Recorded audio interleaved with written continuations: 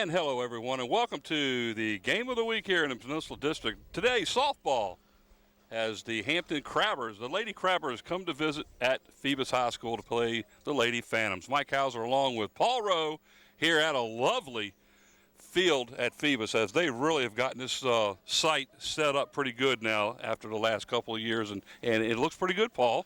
A lot of work going to this field, like you said, Mike. I remember years ago when this field looked like exactly that, a field. A field. A field of dirt and a little bit of grass here and there and no fence, and it was just an odd-looking thing. And, Mike, they put a lot of work into it, and now they have an excellent field to play softball on. It actually it looks like a good old-fashioned baseball field. It does. Look at the green grass from the out grass here. in the That's outfield. Beautiful. It's absolutely it really is beautiful. Nice looking. They've done a lot of work over at the baseball field, too, I understand. Yeah. We haven't been over there yet, but plan to be there. As a matter of fact, I think we have the Hampton Phoebus contest on the 13th. That is correct. In 2 weeks from this coming Friday. That is correct. Okay, what we'll do now is show you who the umpires for today's game. They are behind the plate is George French, and on the bases is Brett Carson. Those are the umpires for today's contest here at Phoebus High School, where the Lady Crabbers have traveled across town to their rivals here at the Phantoms location here at Phoebus, and good old-fashioned downtown Phoebus, huh? Close to downtown Almost, Phoebus, not right too off far. Woodland Road and Pembroke Avenue, nestled back here in a nice little area. You've got some woods off in the distance. Yes, we'll show you the starting lineups now for the Hampton Lady Crabbers. And for the Crabbers today, leading off will be the catcher, number 11, Melanie Graham, followed by the left fielder, number 31, Quenisha Wooten. She'll be followed batting third by the pitcher, number 5, Sarah Roby. The cleanup batter, third baseman, number 12, Kelsey Owens. She'll be followed by shortstop, number 8, Courtney Travis. The center fielder, number 2, Erica Brown. Second baseman, number 4, Rebecca Santoya. Right fielder, number 9, Kim Searcy. And the first baseman, number 7, Kellen Burke. That's your starting lineup for the Hampton Crabbers girls softball. You're going to see a little bit of different lineup for the Phantoms, as they're going to bat 10 today. They're going to use a designated hitter of such, replacing one of the starters on the field. And also they're going to use what's called an extra hitter. So they're actually going to bat 10 in the lineup. Which is an option they have in softball. That's right. And the Crabbers are only going to bat 9. That may be all it takes for them. It might be. Is 9. For the Hampton Crabbers, leading off the top of the first inning here as we get ready to start. That's going to be the catcher, Melanie Griffin. Melanie Graham. Melanie Graham. Paper went flying. I saw it right there. I'll try and get this down. Getting ready to read the name, and the you. paper goes flopping. I'll tell you what. It's a little bit windy. It's cool. It's in the, I guess it's probably in the low 60s right now. It's one of those days that we call in between, and if you got a shot out there earlier of the two umpires, you can see that the umpire behind the plate has on the short sleeves, no jacket. The umpire on the bases has on the long sleeve jacket, the dark blue. He's going to be a little bit warmer today, hopefully. Anyway. Had a guy, young man. I call him a young man. He's as old as you. Come on. Wait a minute now. Pat Patrick. Oh, is Patrick here? He's standing right behind you. Mr. There he is. I'm sorry, Mr. Patrick. How are you, sir? It's always a pleasure to see me, as well as it is you. Of course, Molly plays for the Hampton Crabbers. The Honorable Pat Patrick, one of our esteemed judges for the city of Hampton. Pat, go ahead. Hey, Pat, wave to the camera. Wave to the camera there, Patrick. You'd never know we were the same age. He looks so much better than I do and so much younger. He lived his life correctly. Yeah, we can hear him. Scotty says he knows better. All right, here we go. Leadoff batter, Melanie Graham for the Crabbers. You're going to change her name to Griffith yet, aren't you? Yeah, she's the starting catcher for the Crabbers.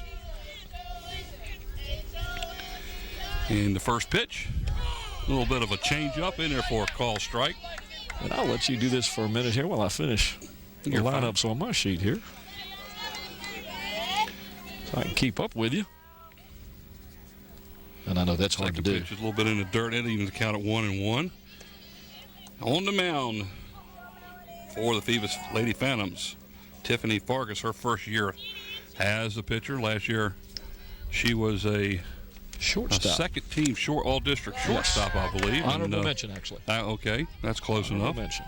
One step closer. She take away an excellent infielder to, all-district selection and put her on the mound. And both these teams on rebuilding. There's a nice little ground ball to the third baseman over there for the first out. I got a chance to talk to the young pitcher Mike before the game, and I'll add a little bit more to that story as we go on through our broadcast today. One out now. That's going to bring up Miss Wooten. Is it Quenisha Wooten? There's that replay on that as you see the play made nicely there. Left fielder, number 31 for the Lady Crabbers. Looks like she attempted to bunt and is called for a strike here. You go ahead and look at it. That's okay. Are you sure? Tina. 0-1 now is the count. Look at that last name on that last batter there. Wallace. Yep. I'm going to let you pronounce her name. Yeah, I figured you would. Thanks, buddy. I appreciate it. There's a little slow roller that goes foul down the third baseline. 0-2 now is the count. One down here in the top of the first inning. So far this year, the Phoebus Phantoms are coming in here with a 2-3 record. And the Lady Crabbers 0-5 on the season so far. So still looking for their first contest. First win, and this could be one of those games that could go either way here. It could. Phoebus defeated Heritage 16-13, and they beat Denby 18-10. There's a base hit right up the middle, gets right under the pitcher's glove. So Ms. Wooten reaches safely with the first base hit of the game. Well, that breaks up the no-hitter. Pretty early. Sarah Roby, the Crabber pitcher, will be the next batter, number 5. Sarah Roby's a junior, by the way. Pitch is a little up. 1 ball, no strikes. One down here in the top of the first inning. Miss Wooten sitting down or standing on first base after a single up the middle. Sitting down on first base. She's sitting down on first base. That's a different song. Sitting on the dock of the bay. Pitch is a little high. There's a steal down to second. Slides in safely. So Wooten steals second on the play. Kenesha Wooten taking advantage of that play. The batter turns around and fakes the bunt. She gets a good jump, and of course in softball they can't leave until the pitch crosses the plate. And that was just close. Gets under there. That was a lot closer than what it looked like from us. Ball gets by the catcher, and Wooten will advance to third. Yeah, there are probably going to be people, Mike, that are going to watch that play and say she was out. If they had our advantage from here, though, you can see where she did miss the tag from this side. But from there, it did look like she got her. It did, didn't it? Looked like she hit her in the back before she put her hand on the bag. One of those sweeping tags, you know. A sweeping tag? Sweeping tag. Sweeping tag. 2-0 is the count now. Pitch is a little high. It's 3-0. Nice pitch there. Make that 4-0. She walks. 4-0. I'm looking at the scoreboard, and it says 2-0. We missed one of the pitches. So Sarah Roby reaches base with a walk. Runners on first and third with 1 out. Next batter is the third baseman, Kelly Owens, number 12. Number 12, Kelly Owens hit a grand slam in her last game, Mike. Cleared the bases. And there goes Roby down to second on uncontested. Puts runners on second and third with 1 out. Pitch was high, ball 1. She just looks like a hitter up there, doesn't she? Wow. Yeah, all she needs to do at this point is learn to wait for the pitch to get to her. Wow. Because she hit that ball hard. She had a good swing on that, Mike. Good level swing. Drove the ball to the left side of the field. Unfortunately, it was foul. 1-1 is the count. Still 1 down here in the top of the first. Runners on second and third. Batter is Kelly Owens. She is the Crabber third baseman. She waited for that one. Hits the ball up the middle. It's going to knock a run in. As Wooten comes in to score on the base hit, and Roby advances over to third. She must have been listening to you on that, Mike, because she did do a good job of waiting on that pitch and just drove it right up the middle, and that's what they tell you to do. So the Crabbers plate their first run of the game. Courtney Davis, the Crabbers shortstop, number 8, now batting.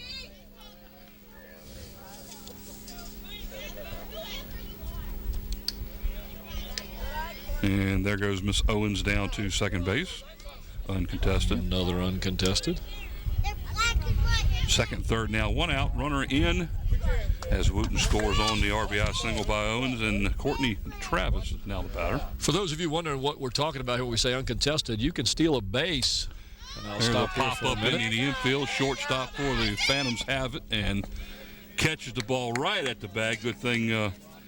Good thing Owen stayed on the bag because she'd have been gone. Yeah, she would. But that's the second out of the inning as she pops out to the shortstop. That's going to bring up Erica Brown. Here's your replay. Fielder. You can see how she just comes off the bag a little bit on this. We didn't catch all of it there, but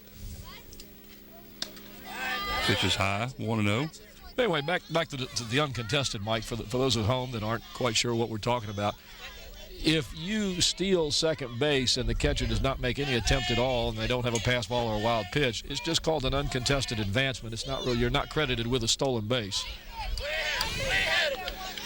You'll usually see that when there's a runner occupying third base and they don't want a chance to throw down, and that way the runner on third can score.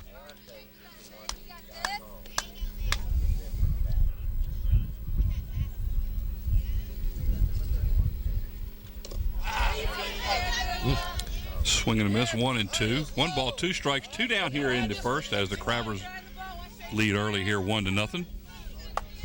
Standing down at third base right now, Sarah Roby with Kelly Owens at second. Erica Brown at the plate. 1 ball, 2 strikes. Just did get a piece of that one.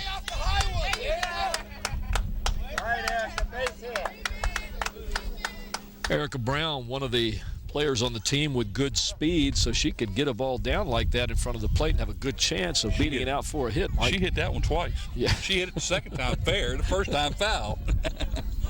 Well, give her credit for trying. She had a nice long swing as the bat came all the way around and hit it again. Oh, there's a nice looking form to center field. Over to make the catch for the Phantoms for the third out. So after half of inning, as the Crabbers will take the field now, bringing up the Phoebus Phantoms 1 run on 2 hits, and there was 2 left on. No errors in that first nope, inning. So that's an impressive thing to see in softball. No errors. That's an impressive to see in baseball, softball, or anything else. Yeah, we had a game last night at Gloucester, and the boys committed 7 errors. There's a shot of the crowd there through the monitor. You see some of the people that have come out to watch this game here at Phoebus High School as the Hampton Crabbers come over, as Mike said, to visit. There you see the head coach for the Phoebus Phantoms, Miss Deanna Brown. Great young lady. I've had the opportunity to talk with her. Let's see if I get my notes right here. This is her 4th year of coaching the girls team here at Phoebus. She's a phys ed and health teacher at Phoebus High School. Yeah, we're lucky enough during the basketball season when we do games here at Phoebus to sit next to her because she does this scorebook and all that for the Lady Phantoms basketball team. She's a fabulous young lady to talk with. I'll tell you that. I was really impressed with her. She's very, what you see is what you get. Makes you feel very comfortable. I was really impressed with the young lady. Again, I have to call her young lady too, don't I? Everybody's younger than us. Mike, what's happened? I'm telling you. What's happened? What's happened? Well, Scotty's not. Scotty's a whole lot older than us. Scotty's, he is? I'm waiting for a comment. He hadn't commented yet, but I guarantee you it's coming. He hasn't said anything at all. Call us the Three Amigos, the old bunch. All right, leading off the bottom of the first inning for the Lady Phantoms is number 1, the second baseman, Stephanie Mode. Pitches in the dirt, ball 1. Stephanie Mode had 3 hits and 3 runs in one of the games when they played Heritage. So we know this young lady can get on base.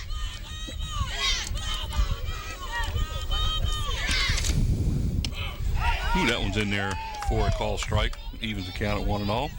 We'll show you the starting lineups for the Phantoms here just shortly. In just a moment. Ground ball to the third baseman. Goes through her legs. And Mode makes it safely to first. Good hustle by the Hampton shortstop. That was Courtney Travis. She going all the way behind third base to get that ball. And here are your Phoebus Phantom starters. At second base, number 1, Stephanie Mode. At first base, number 13, Kristen Waters. Batting third, the shortstop, number 6, Amelia Bain. Batting at cleanup, third baseman, number 17, Mary Swan. Followed by the pitcher, number 12, Tiffany Fargas. The left fielder, number 11, LaJoya Bruce. In center field, number 2, Melissa Price. The catcher, number 3, Rachel Haley. The designated hitter, number 9, April Haffer. And the extra hitter, number 4, and Mike, you'll help me with this one, Nepatini Wallace. And I hope I pronounced Nepatini correct. Well, advancing to second on the play, getting a stolen base was Stephanie Mode. Pitch was called strike. There's a pop-up to the first baseman. Should be easy out, and it is. First out of the inning for the Lady Phantoms. Nice catch, Kelly. Here's that steal of second base. Good speed by young Stephanie Mode. Again, one of the people that Coach Brown was telling me she counts on for that speed. There are 2 others. We'll talk about them in a little while. Here is the shortstop. Whoa. Number 6, Amelia Bain. And the Bain's young daughter takes one for the team. Amelia Where's John Bain. at? I'm sorry. Wait, I've got one. Watch. Amelia Bain gets beamed. John, when you watch this telecast, remember it was me that came up with that. Bain's bean. Amelia Bain gets beamed. And he's just sitting there. I was waiting him to get up. So, Amelia, of course, the daughter of John and Ann Bain, who Mike and I both known for a long time, and the director of community relations and legislative affairs for the city of Hampton school system. Now, there's another person that's older than us. Who, John? John Bain, yeah. He is really old. Ann's young, though. Oh, Ann's young, yeah. Ann will be young her whole life. In fact, I think that's her over there in the hat, isn't it? In the pink hat. Yeah. Yes, it is. Yes, it is. The pink hat and the peach outfit. There's a little ground ball picked up by the shortstop and doesn't make a play. Whoa. Goes as an infield hit. That was Mary Swan, by the way. That's going to load the bases up with 1 out. Over at third is Stephanie Mode. At second, Amelia Bain. And now at first is Mary Swain. That's going to bring up Tiffany Fargas, the Lady Phantoms pitcher. That was an interesting play here. If we watch it on the replay, it was right to the shortstop. Looked like she had 2 possibilities, one at second and one at first. And for whatever reason, she just didn't make the play. That ball's tagged. And it's fair. And that's 1 run in. 2 run in as Bain comes in and scores. And into second with a stand-up double is Tiffany Fargas. 2 RBIs on that one. Going over to third is Mary Swain, and scoring is Waters and Bain. No, I'm sorry, Mode and Bain. So the Phantoms have struck quick here. Yes, they have. They came right back. Hampton started out with 1 run. This is LaJoya Bruce, the batter, the left fielder, number 11. Is that LaJoya or Lamoya? It had a J on it in the list that I had. I must have copied that wrong. LaJoya Bruce. As Fargas is going to pick up 2 RBIs on that hit. Tiffany Fargas, again, the junior. She's pitching this year. As you mentioned, Mike, she was honorable mention shortstop all-district last year. One of the top hitters on the team, and they're relying on her again. That's another line shot down the third base line. That was a hard hit ball. That was awful. That was a shot right there. Man. Good thing that the coach over there was just a little bit to the left, because that would have got her good. 2-1 now as the Lady Phantoms have struck with 2 runs early here in the first inning. Little change up called strike. Good change. As she goes down with the strikeout for the second out of the inning. That was a great pitch in that situation. That goes as a backwards K, which means she looked at a third strike. Who came up with that idea? Well, that way you can tell whether a batter swung at it or looked. Bottom line is they're still out. That's right. Well, I guarantee Tell that to a coach, right? There's a ground ball to left field, base hit, as Melissa Pierce knocks in a run. She gets into the RBI derby here. Scoring on the play is Mary Swain. Over to third is Tiffany Fargus for the Lady Phantoms. That's going to bring up Rachel Haley. That's the replay catcher. here on the field. You see her turned on that pitch real nicely. Drove it into left field. Rachel Haley, the catcher, is the batter. Throw down to shortstop on a play that didn't fool anybody. No, not at all. Rachel Haley, the sister of Jessica Haley, a senior here at Phoebus High School. I taught her older sister Jessica and have known Rachel for quite a while. She went to Jones while I was there, and I'm still there. Change-up got her swinging just a bit early and misses it. Should be 0-2 now as a count. What's that? I didn't hear him. I didn't hear him. I think that was a ooh-ooh. There's a little pop-up to the shortstop for the third out. Let's see what we've got here. So after one complete, Lady Phantoms are out in front of the Lady Crabbers 3-1. Here's our last out we see here. Just a little pop right to short. And that shortstop for the, for the Crabbers, and that's Courtney Travis, has been remarkable in her movement on the field so far today. She's been all over the place. Well, for the Lady Phantoms in the bottom of the first inning, 3 runs were scored. They had 3 hits, 1 error, and they left 2 on the bases. So after one complete, 3-1, the Lady Phantoms out in front of the Crabbers. Ladies and gentlemen, you're watching WHCS Channel 46 Sports as we bring you continued sports coverage here with girls varsity softball in the Peninsula District for Hampton. Later on this year, we'll also bring you baseball. Baseball. Baseball. That starts on the 13th in 2 weeks. 2 weeks from this Friday, as we're back here at Phoebus, where the Hampton Crabbers again. This time the version would be the boys. The boys. They will be here to play the Phantoms. The boys and of summer. The Hampton Crabbers baseball team is out to a good start this year, 3-1 on the season. An excellent start. We'll talk more about them later as the baseball season starts because they got a lot of good things happening over there. We watch the umpires as they converse on the field and then separate to go back to their positions. Over in the background there, you can see moving around in the hat, Mike Walsh, one of the assistant coaches for Phoebus. Mike's been with the program for probably 4 years officially and about 9 to 12 years unofficially. He started out in the weight training when Mike's daughter was playing here. So Rebecca Santoya, the Lady Crabbers second baseman, number 4, is batting. She'll lead off the top of the second here for the Crabbers. A little early on the swing on that one. As you can hear the Crabbers assistant coach here on the first base line saying you're swinging just a bit early. A little early. Which is kind of interesting because excuse me. Pitch is a little high. That'll even count 1-1. 3-1's the score here. Phoebus out in front. Talked with Tiffany Fargus before the game, Mike, and I said, Tiffany, what do you consider your best pitch? She said, whichever one is a strike. Whichever one gets across the plate. Whichever one is a strike. I said, well, what pitch do you go to get a strike? She says, the fastball. I said, how's your changeup? She says, it's a fastball. I said, in your curve? She said, it's a fastball. Yep, she has one pitch. It's a fastball. She puts it inside, outside, low, and high.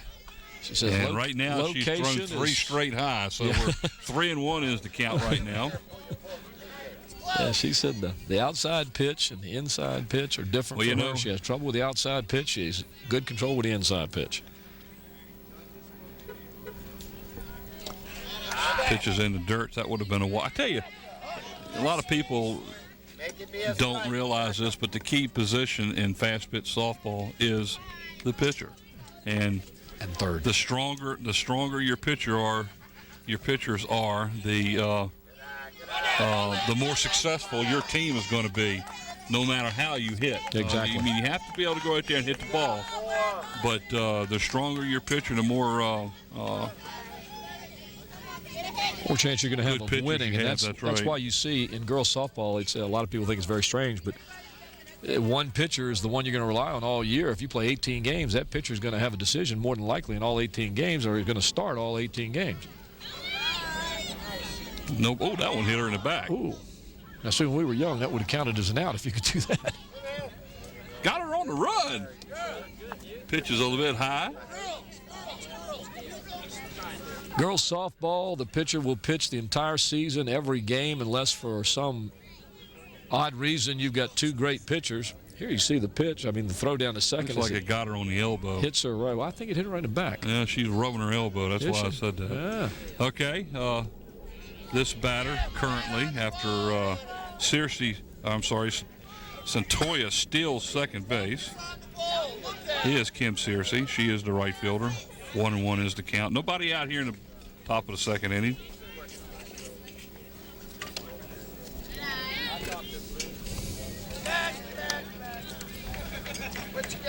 And I think the runner, Miss Santoya, went on her own because the base coach over here come running over to the bench and asked all the girls sitting down and says, do you guys know what the steal signal is? Because somebody on the field didn't.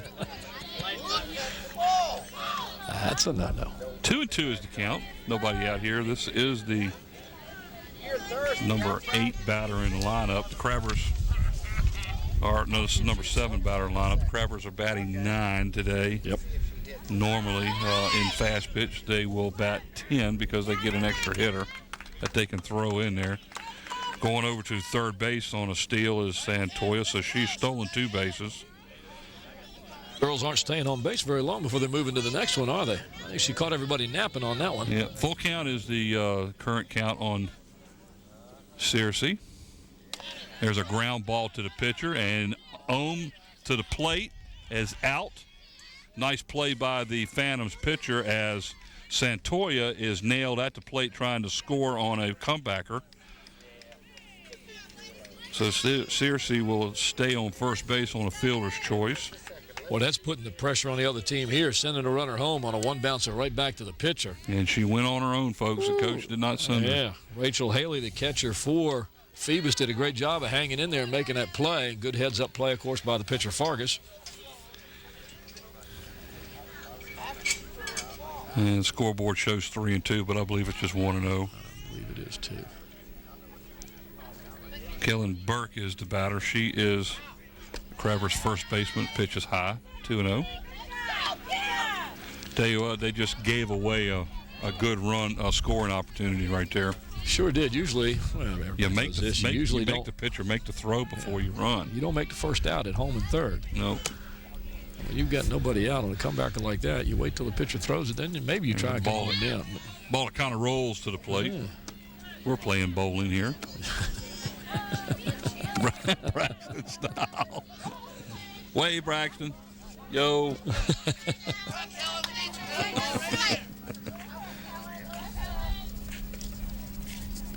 Ooh.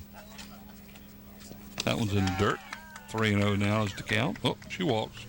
We missed one there. Yep. So Burke reaches, and that advances Searcy to second base. Runners on first and second.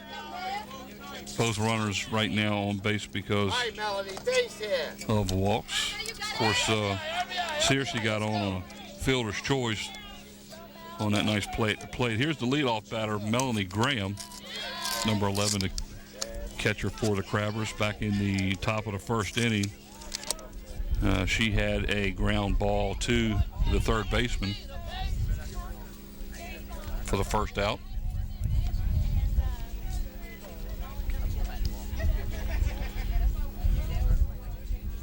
Pitch is a little high. 2-0 is the count.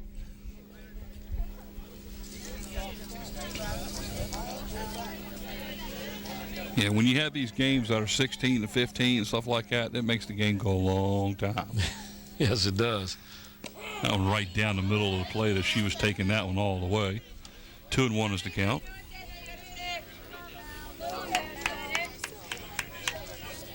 Didn't see that one. Yeah. Pitch is high. And the count is 3-1 maybe? I got 3-1, and the scoreboard has 3-2. Now they changed it to 3-1. And it is 3-1. Melanie Graham.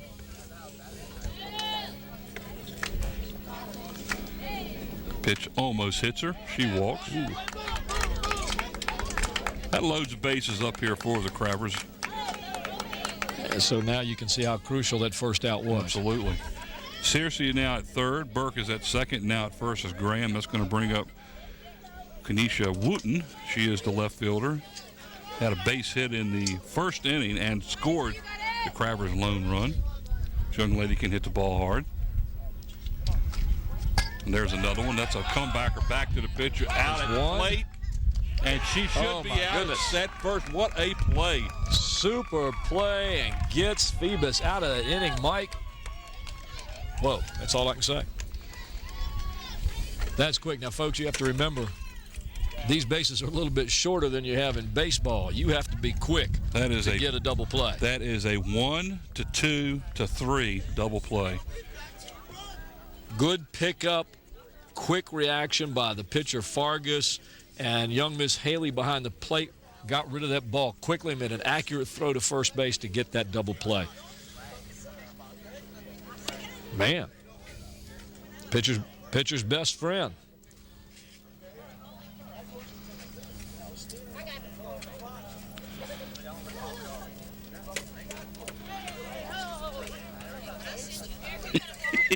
I like that.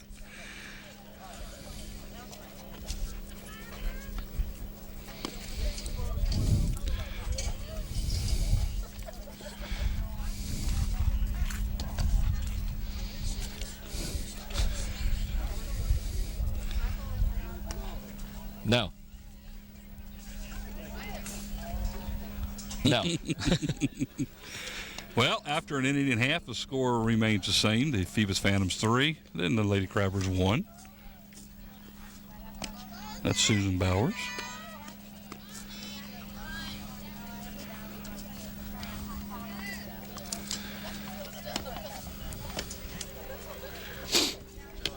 Leading off the bottom of the second inning for the Phantoms, April. Is it Haffer? Is that how you pronounce it? I think that's it. It's either Haffer or Hafer. I should have asked, and I April didn't. Hafer. I don't think it's Haffer. April brings me sunshine. She is the DH today. And the DH is, of course, the designated hitter. She's designated to hit the ball. She's designated to hit the ball for somebody that's playing on the defensive side. She is that. Look at this. Man, I'll tell you what. Stick your hand out. Stick your hand out. Mr. Patrick bringing goodies for everybody over here. We know who makes all the big bucks.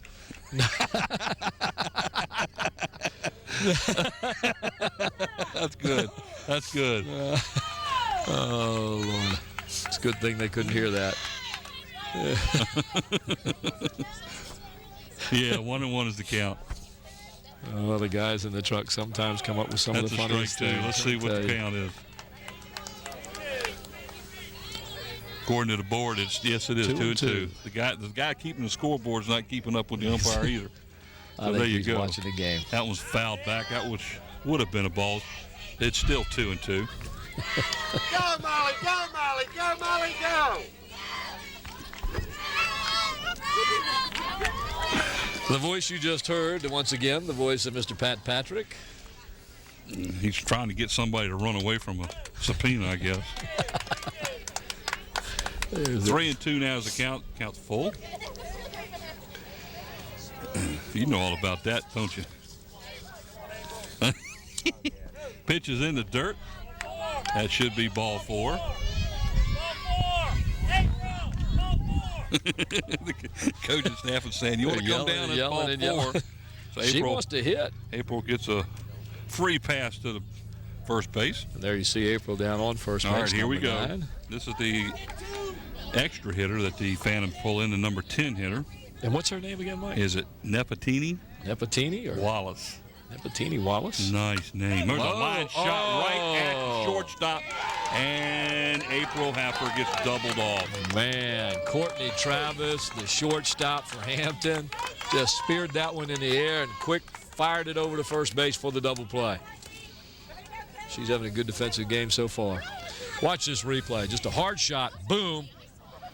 Right to the shortstop. Hit the brakes. I mean, there's nothing you can do there. Nope. I mean, you think that was going through. You got to teach these kids to watch out for the line drive and not get yourself doubled off. But that was really a hard shot. That was Stephanie Mode as she flies out to short center field. Actually, I think it was deep second base. Deep second base would be better. Yeah, for the third out as the Phantoms come up dry there in the bottom of the second inning. But they still are out in front of the Lady Crabbers, 3-1 after 2. You're watching WHCS Channel 46 Sports as we bring you our spring sports schedule, starting with girls softball. We'll continue with boys baseball. We'll be bringing you 2 games each. And I think this year, Mike, correct me if I'm wrong, both baseball and softball will be Phoebus and Hampton and Bethel and Kickingham. That's how we've got it panned out so far this year. It's a good shot right there. Of who? You can see, looks like it might be you. Oh, man. They shouldn't be showing us. A little bit you and a little bit me. And the crowd out there. And that is Susan up there on top of the truck. Oh, what a great crew we've got out here.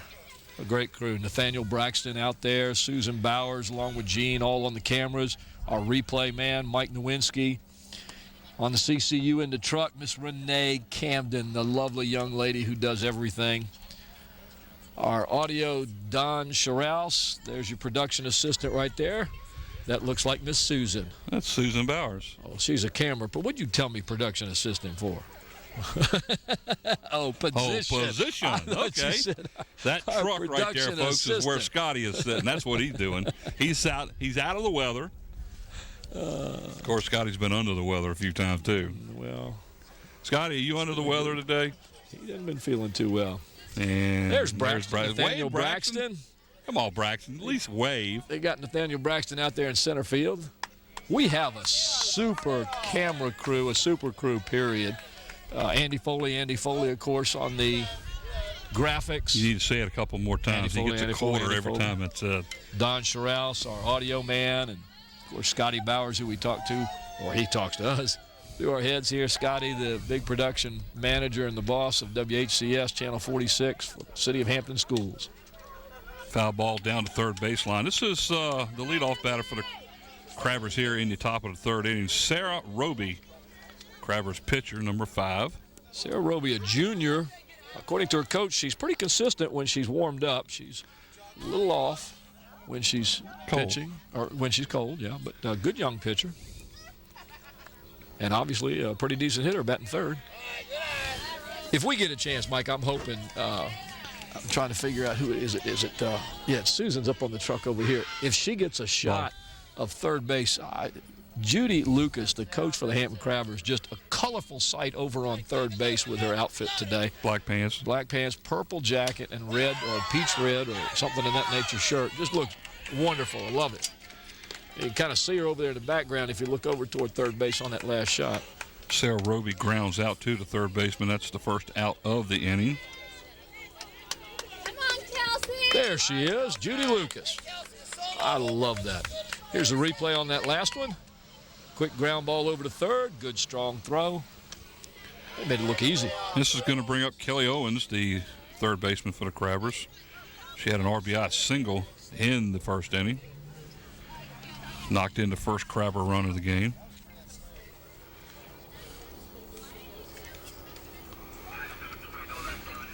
There's a line shot. Oh. Gets off of the glove. I think we'll give her a hit on that one. That was a hard hit ball. Yeah. Amelia Bain had a nice try on that one. There's no way you're going to get to that. That ball was hit sharply. Good, strong hit by Kelly Owens, her second hit of the day. A slight disadvantage here when we're trying to see the pitcher to see when she throws. The Crabbers player that is in the batting, the warm-up location is sitting right in front of us, and we can't see the pitcher unless we turn around and hug, and I'm not going to do that. And they can't move. Taking second on the throw is Kelly Owens. Gets a stolen base out of that one. Pitch was a little bit high for a ball. Courtney Travis, the batter, shortstop number 8 for the Crabbers. Popped out to the shortstop first inning. Oh, nice changeup in there for a strike. But she doesn't have a change. Well, she threw one that time. At least it looked like it was slower than the other ones. It might have been slower, but that she kind of considers that her fastball, I guess. Ball's a bit low. 2 balls, 1 strike now. It should be the count. Yep.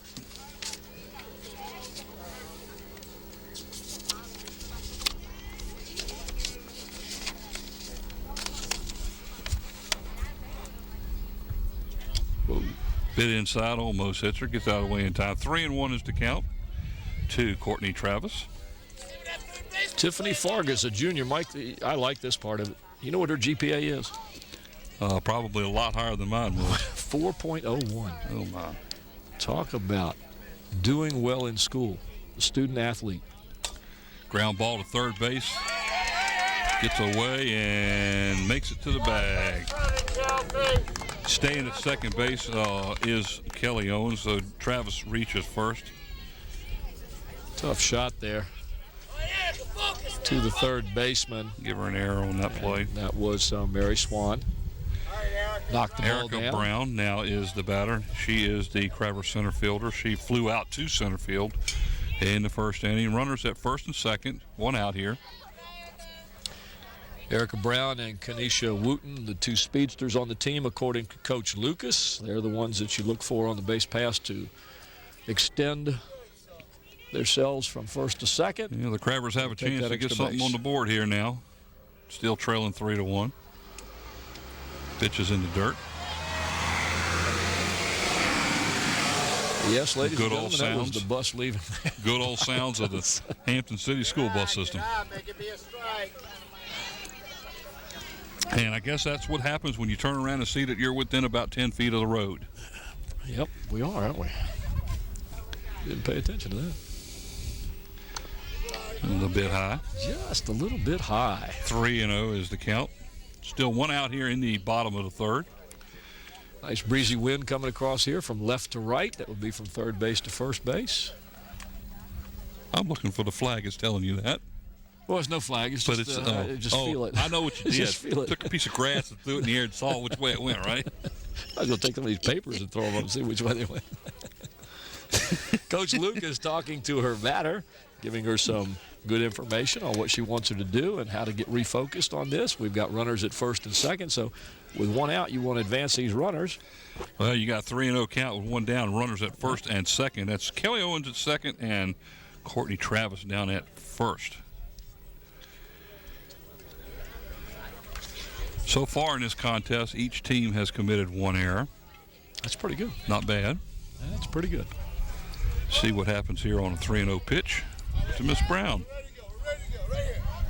Probably a little bit different strategy than baseball. We'll see. And she takes a strike. And I guarantee you that's what she's doing. And the coach is down there saying, shaking her head, saying, that's all right. That wasn't your pitch. Pitch was right down the it was right down the middle. But that's okay. Your pitch. No, She's got a good stance there. She'll get hold of it. Oh, she was turning around to bunt and takes ball 4. So that's going to load them up, and she was squaring around for the bunt. Yes, she was.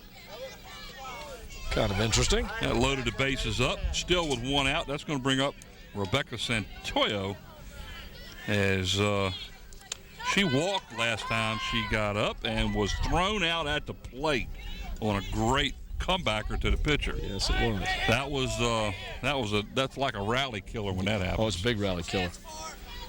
And Mike, especially when there was nobody forcing her to go, too. Yeah. You know what I mean? I said it was strange that Erica Brown was bunting. Actually, not with her speed. She could have beat that out. And Toya swings and misses.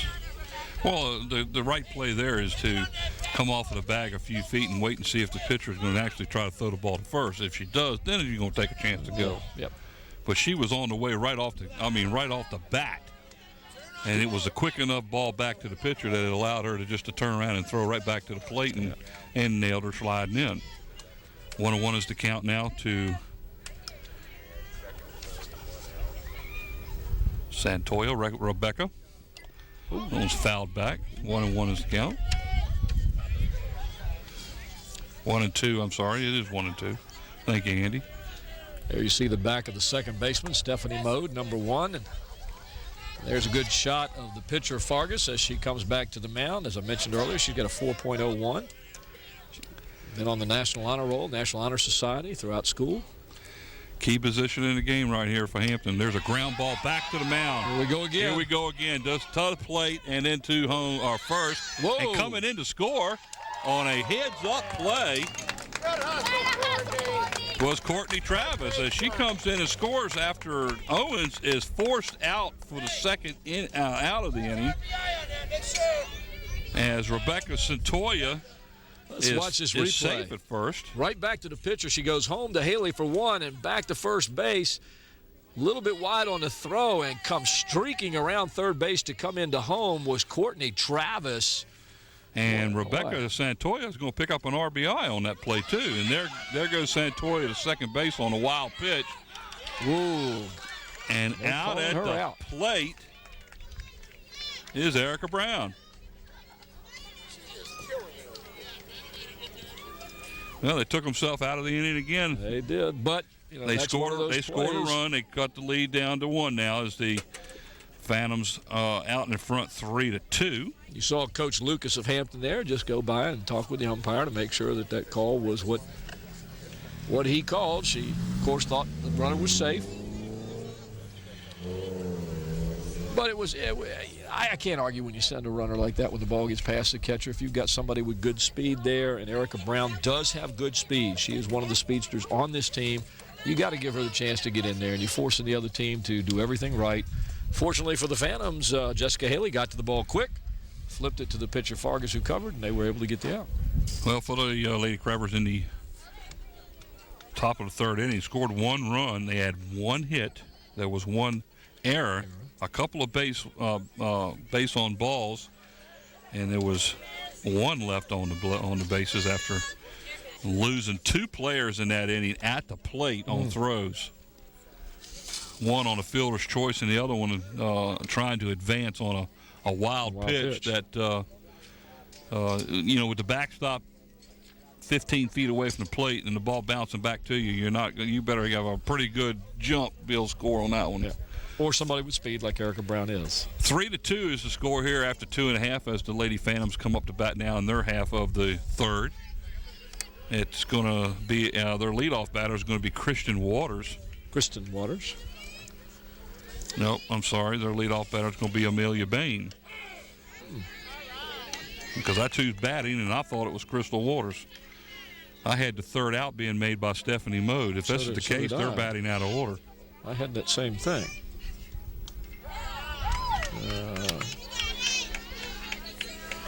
I had a walk and a double play line drive, and the next person, Stephanie Mode, popped out. But,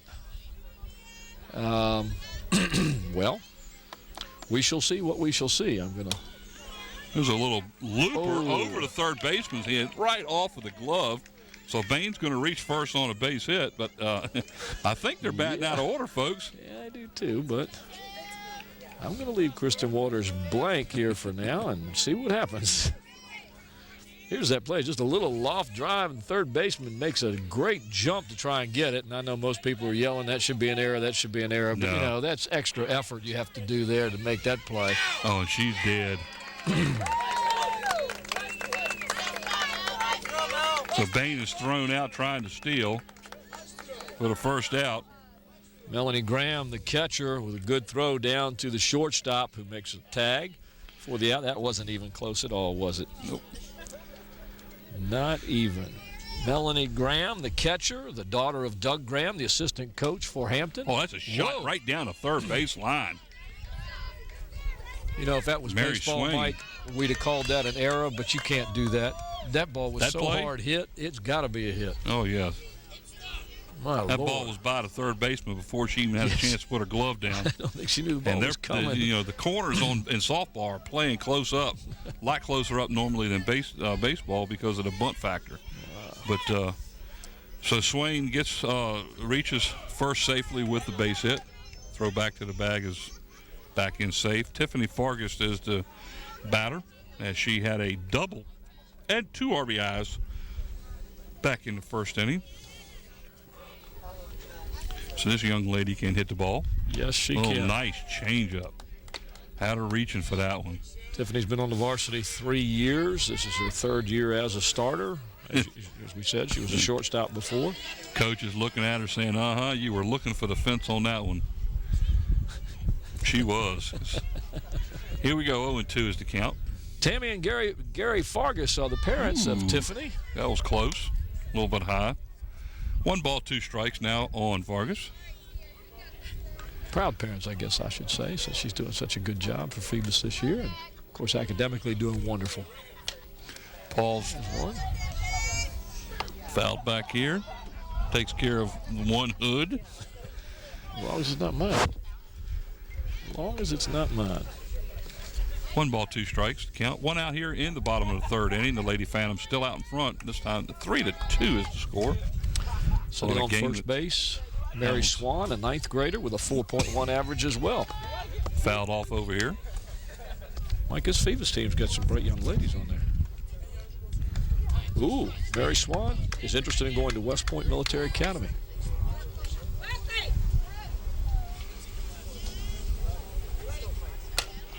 Ground ball to the shortstop. Over to second for the first out. Over to first, just a bit late. So Swan is forced out on a fielder's choice. Nice play again by the shortstop. I want you to watch this, folks, as she takes this ball on the ground, stays on the ground on her knees, and makes the pivot with her legs. That's the way you make the play at second base.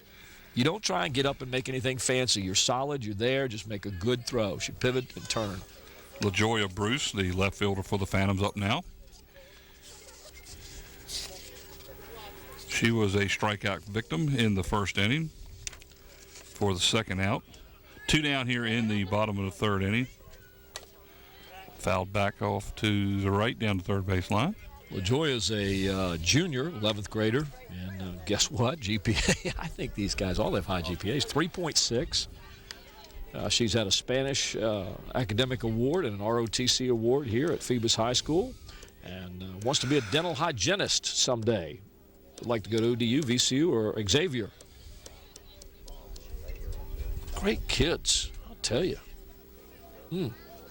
Richard Fair, her dad, very proud of LaJoya, as she does well both academically and on the field. There's a line shot right up the middle of the short. Gets by the center fielder. See if I can get the ball in before that run scores. There's the throw in. Coming into the plate. Off target. She is safe. All the way around from first base was Tiffany Fargus. That will go as a base hit and an error. Scores on the error. Unfortunately, or fortunately, depending on how you want to look at that.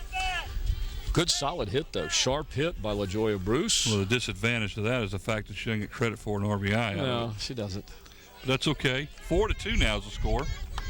Runner at second base, 2 down. It's going to bring up Melissa Pierce. She's the center fielder for the Lady Phantoms. And there's a fly ball down the third base line that almost hits our other truck out there. Watch yourself out there, Gene.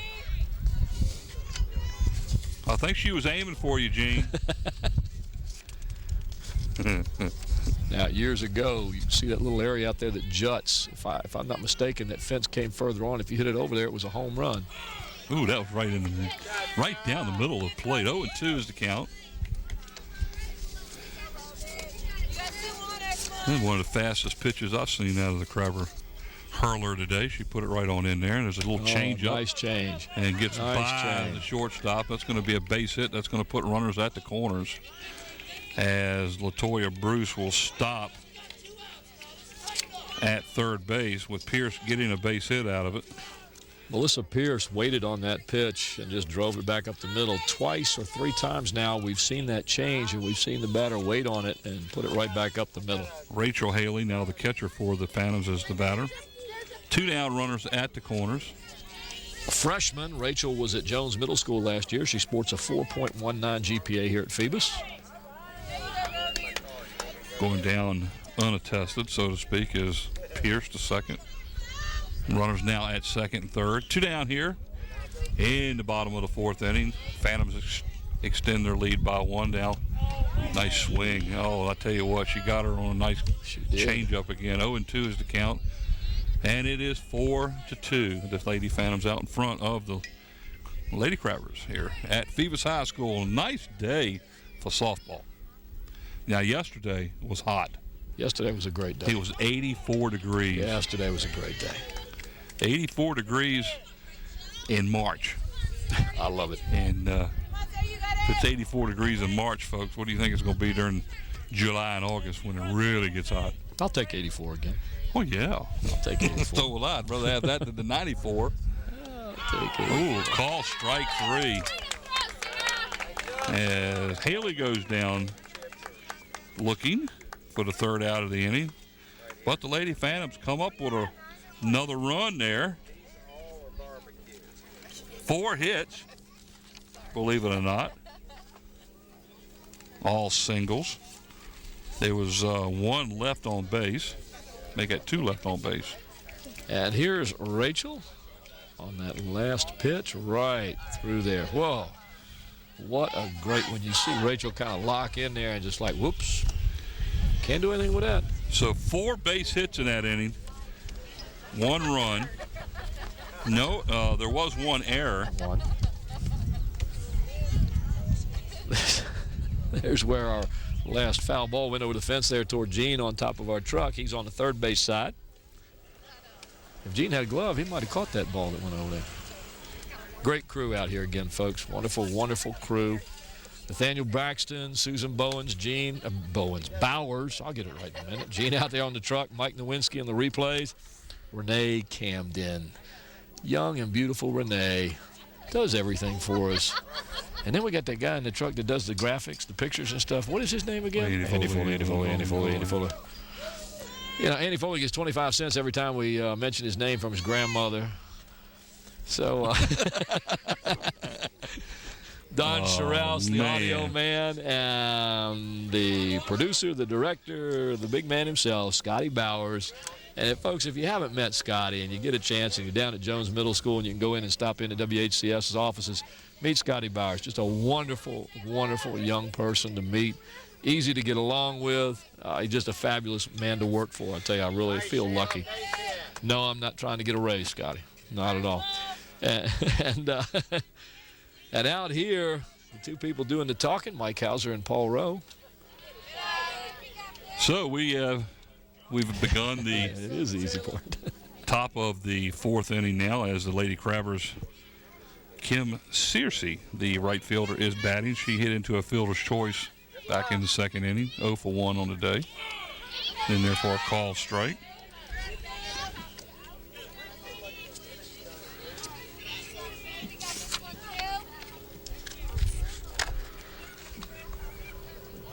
Hampton High School 0-5 on the year. Base hit through shortstop as Searcy picks up her first hit of the game. Lead off the bottom of the 4th for the Crabbers. That's going to bring up the first baseman, Kelly Burke. Good job, Shayla. I think we're going to have a pinch runner now. Sort of pinch runner. They're talking about something here. I said Hampton 0-5 on the start this year. They've got a good young team, though. Judy Lucas, coach, said they're going to come through here. Can't pinch run for her. Okay, so she stays on the bag. There you go. These guys for Hampton have been playing together since 8th grade. 6 of the players are juniors. The starters, anyway. And they've been working together for a long time. They do well for a while, and then they kind of get a little jittery in the later innings. They're playing this game close, so we'll see what happens. Judy Lucas got a lot of good faith in these kids, so they have good skills and good heads, and that's the important thing. Now, Burke is the batter. She walked back into 2nd inning, advanced to 2nd before the inning ended. What's that supposed to mean?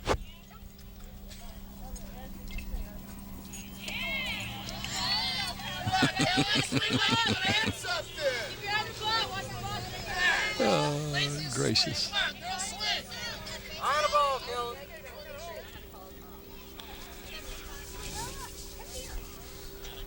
Ooh. Going down to second base safely is Searcy. Stolen base. There you see a good shot of Kellen Burke stepping into the batter's box. The umpire coming around behind her. 2-2 is the count as There you see the advancement to second base by Searcy. oh, line shot. Right at us. Right Good at the camera. second baseman. Good play for the out. Well, I think that was Nate Braxton that was right on top of that one. That ball came right to him, and he followed it all the way for the out. Good job out there, Nate. One out now. That's going to bring up the leadoff batter for the Lady Crabbers, Melanie Graham. Watch this again, Catcher. right to our camera. Boom, boom. You can't find a better camera crew. Trust me. So Miss Graham grounded out to the third baseman in the first inning. She walked in the second inning, 0 for 1 on the day. This is her third trip to the plate. Melanie Graham, one of the top hitters for the Crabbers, leadoff batter, freshman. Judy says they kind of start things with her and go from there. Pitches in the dirt, 2-0. It's a lot of pressure to have a freshman batting leadoff, but I guess you see that quite a bit now with some of these teams. We can't quite see what that is painted on the top of her helmet. Can you? No. Sure can't. Maybe it's a crab. And then again, maybe not. Maybe it's stickers of some sort. 2-1 should be the count. 1-1 is the batter. Number 11. You're watching WHCS Channel 46 Sports as we bring you Peninsula District Girls Varsity Softball. Pitches in the dirt. We are at Phoebus High School with our first baseball softball game of the year. Hampton High School Crabbers visiting over here to the Phoebus Phantoms. Coach Judy Lucas brings her team over to face Coach Brown's team. Pitches high, and Miss Graham picks up her second walk. I tried to catch that helmet when she went by, but I couldn't see anything. She's too fast for She you. was. Number 31, she's the left fielder, Kanisha Wooten. She had a It says, it looks like Melanie. There you Melanie. go. Well, thank you from our good help in the production truck there, from our producer Scotty and Andy Foley, who picked that up for us. Mel. Advancing the second was Graham on the play, grounding out to the pitcher as the Phantoms pitcher has been quite busy today. That's 2 outs She now. has. Here it is, right back to Fargus. Checks the runner and then makes the out at first. Good play over there by the Phoebus first base. 2 outs now. Sarah Roby, Crabber pitcher up to bat. Sarah Roby. Coach Lucas had nothing but good praise for Sarah Roby and what she's done for this team this year. She's a junior, excellent pitcher, obviously the good hitter like I said earlier. Walked in the first inning and grounded out to the third baseman in the third inning, and this time she pops out to the pitcher. That's going to end the inning for the Crabbers after a single hit. No runs, 1 hit, no errors. And there was 2 Phantoms left on. So the Phantoms still hold that slim 4-2 lead after 3.5 as the Phantoms come up to bat here in the bottom of the 4th inning. March 28th, it's a Wednesday. 2 more days of school left for these students out here, as well as, well, actually for me too. I've only got 2 more days left. You get about 10 days off of spring break. Well, I wish. We have a week off. First week of April, as you know, the school board has set up the first week of April to be spring break for our school system now for the future, and that kind of coincides with the rest of the schools in the area. Here's that last play. As like you said, Mike Fargus, let's see, are you counting how many chances Fargus has had out there? She's had quite a bit come back to her. There's 1, 2, 3, 4, 5, 6. She's had about 6 plays in 4 innings, which is not usual for a pitcher. Here we go with the play at first base. Here's the pitch, or the hit right back to the pitcher. And look at this nice play. Well, Here we're going to see. Yeah, look at her get down there and get that ball. And that's number 13, Kristen Waters of Phoebus. So we enter the bottom of the fourth inning for the Lady Phantoms. Number 9 hitter, the designated hitter, April Heffer, who walked her first time at the plate back in the second inning as she led off the second inning with a walk. And then was doubled off by Wallace, which would be the following batter. That says she likes you. That's a love tap right there. That's a love tap. That's a love tap. Fouls that one back here over to the side of the fence right in front of the Phantoms bench. 4-2 here, folks, and it's the bottom of the fourth inning. Already. And Lady Phantoms out in front. This thing started off like it was going to be a barn burner. You know, a lot of runs, but A lot of base runners. not a lot happened since. There's a ground ball to the shortstop, makes the throw, and it's a little bit off target. So April Heffer is, nice job by the right fielder right there, by the Crabbers coming in here to cover that ball. The right Did fielder, exactly what she was supposed to do. Kim Searcy. Here's the play again. Shortstop, Courtney Travis, I think is just doing a fabulous job out there. I just got unlucky on that throw. Still a good throw. Just got away. Here we go. This is Miss Wallace. Nepatini Wallace. I sure hope we're getting that right. I'll say. If we're not, we apologize. She knocked into a line drive double play back in the second. Good block by Graham behind the plate to keep that ball in front of her, the freshman catcher. That's two balls that were thrown low in the dirt that gotten loose there, and the Phantom player, April Heffer down there, has been told twice to go, and she just standing. That's because Judy Lucas has got a freshman behind the plate that knows how to catch. There's a fly ball to left field for the out. Nice catch. Play. Nice catch. I laughed because, again, I was talking to Coach Lucas before the game, and she said one of the keys is going to be for them to hold on the balls. Don't drop the balls. Routine fly ball that she made into a adventure. Catching the ball underhanded. That's an unusual type of catch. One down here in the fourth inning. Heffer still at first. This is the leadoff batter for the Phantoms, Stephanie Mode. Reached first base in the first inning with an error and scored. And then a ground out to end the second inning. There's a ground ball to second. Perfect double play ball. Second to short and no throw to get the out. So fielder's choice there for Stephanie Mode. And reaches first base as Miss Wallace Heffer is forced out for the second out down there at second. Good play by the second baseman, Erica Brown, for Hampton as she gets in front of that ball quickly and gets down to make sure she makes the catch. And I tell you what, that was a perfect opportunity for a regular good old-fashioned double play there, but the Crabber shortstop didn't come up throwing. I'll tell you what, because the ball was to her in plenty of time. Ground ball to third. I think that was just a situation of you knew you got the first out. You didn't want to take the chance of hurrying the throw. And they'll take the one out they got. Mode advances on the error to second, and Walters is the runner at first on the error by the Crabber third baseman. That's going to bring up Amelia Bain. Who? Amelia Bain. That's trouble. She's going to...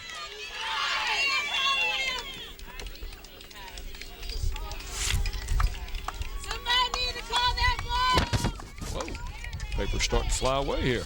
Well, that was a base hit, and number 17 batted, Mary Swain. And where did Amelia Bain go?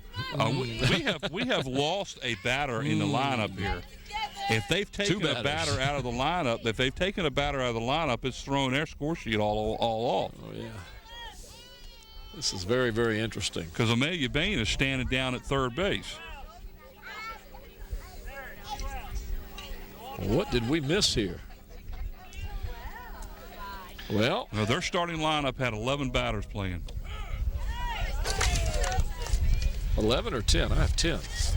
10, I'm sorry. 1, 2, 3, 4, 5, 6, 7, 8, 9, 10. I've got 10. But they're only batting 9. Oh, there's a fly ball to center field. And that was number 12, Tiffany Fargas, as she flies out to center field to end the inning.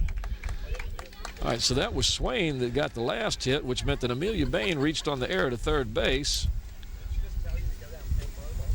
Here's that last out. That was a strong hit right there.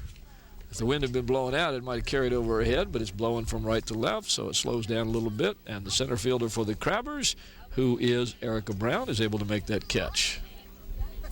Well, Mike, I'm as confused as you are on these lineups right now, but we're going to have to keep an eye on this and find out what they have done. Well, that would mean Kristen Waters has not batted for 2 innings in a row. 2 innings.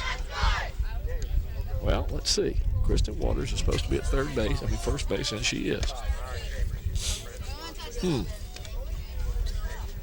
Well, you know what? I'm going to keep marking my sheet for the batters that come up. That's all I can do. I want you to look at this lineup sheet. This is the official lineup sheet that we got. And there they are. I see it. And I don't have an idea what that is. But I can tell you exactly what she's done. What she did is when she is batting somebody for a player, in which we haven't figured out at this point who it is yet, but she's got a 10-person lineup. Normally when you have a DH for a player, you put that player's name up here next to the player you're going to bat for. So at this point in time, I'm not real sure who Miss Heifer is batting for. Well, we need to find out if 13 bats. It could be that she's DHing for the first baseman, and we may have missed. But that was Amelia. But that's not the way her lineup didn't start that way. Nope. Because we had the error. We had the pop to first base, and then Amelia Bain got hit. Either way, we are now in the top of the 5th inning, and Lady Crabbers trail 5-2 as Phantoms picked up another run last inning. Sarah Roby, who was the third out last inning, Kelly Owens will be the leadoff batter now for the Crabbers. Has a base hit, an RBI, has 2 base hits and an RBI, and was thrown out at the plate back in the third. So she is 2 for 2 on the day. Pitches in the dirt. As we said earlier, Mike, she has a little power. She hit a grand slam in the last game that the Crabbers played. So we know if she gets hold of the ball, it can go a long ways. Crabbers have 4 hits in the game. She has 2 of them. Ground ball to the shortstop. And the throw beats her to the bag for the first out.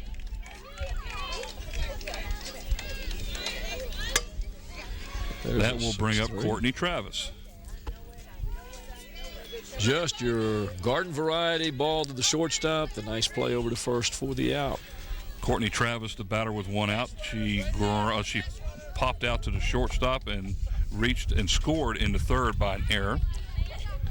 Courtney Travis, shortstop today, also plays third base. Mike, talking to Coach Lucas, this is one of the young ladies she's looking forward to coming alive. Normally, Courtney, an excellent hitter, has been in a little bit of a slump here. She hasn't played her game yet. Once that gets going, Coach Lucas said, you're looking at a young lady that's going to set some eyes on looking when she starts hitting. So we're hoping that the young Miss Courtney Travis might start coming alive here. See what she can do with the ball.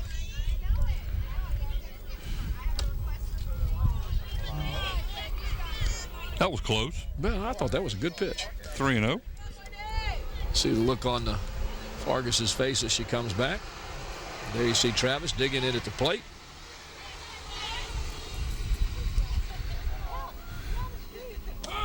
Pitch right down the middle. Oh, yeah.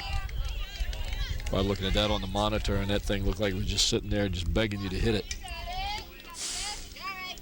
Well, they have instructions on 3-0 count to not do it. Now they have, okay, I was getting ready to say they had 3 and 2 on the board. There's a line drive down the third base line, good for a base hit. So Courtney Travis picks up her first hit of the game. There you go, Courtney, coming alive. One down now, and the runner at first. That's going to bring up Erica Brown, the Crabber center fielder.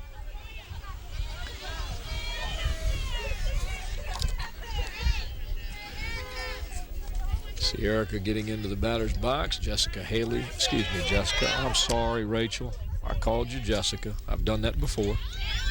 Down to second base is Courtney Travis on a stolen base. Crabbers are running. Yep. They just have to get the base hits at the right time.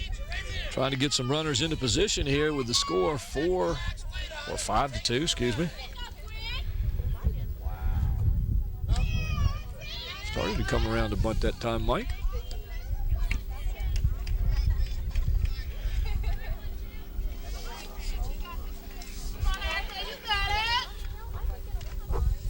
Crabbers looking to get out of a little slump here at 0-5 on the start here in the Peninsula District season. Some of their losses have been by 1 or 2 runs, Mike. They play games tough. They're right there. They're just not quite over that hump yet. 3-0 is the count now to Erica Brown.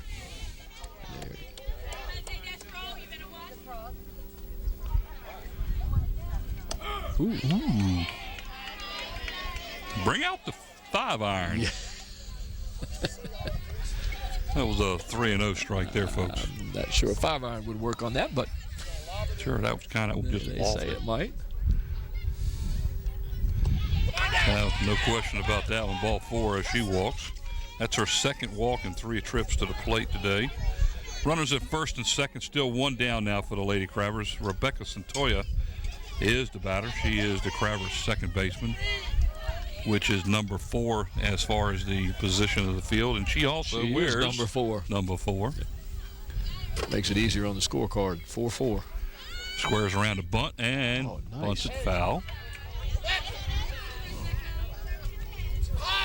That was a pitch that she should not have gone for because it was over her head.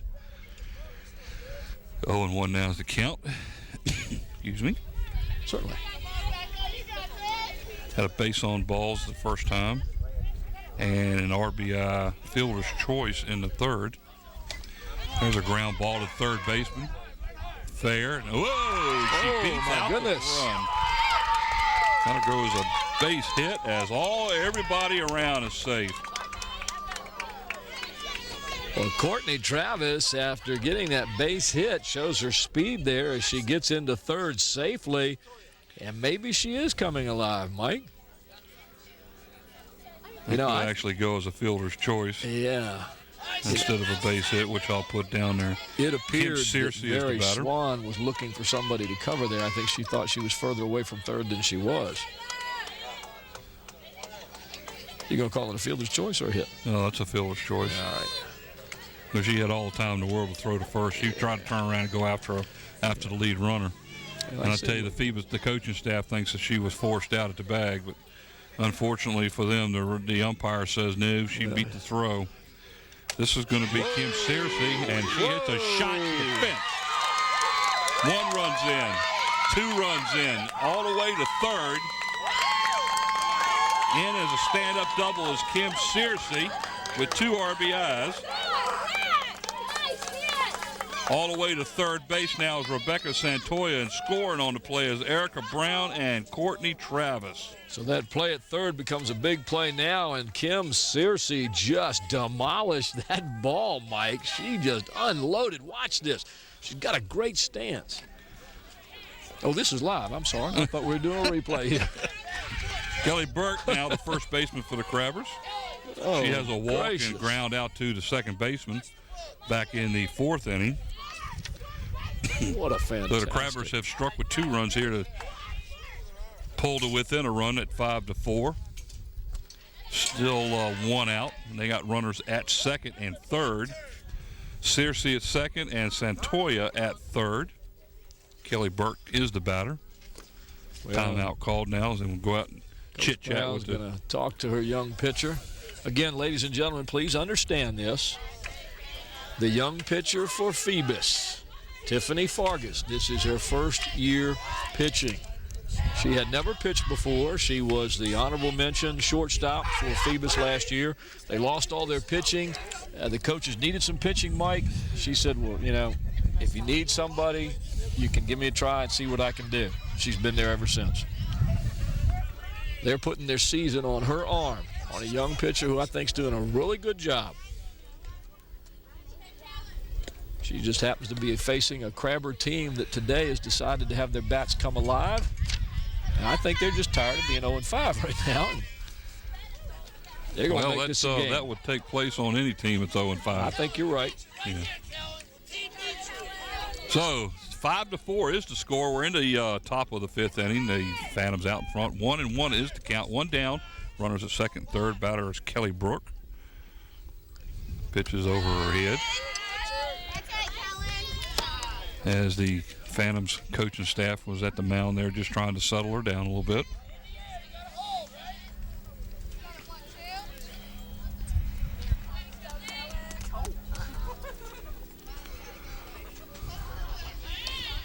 Just a bit inside.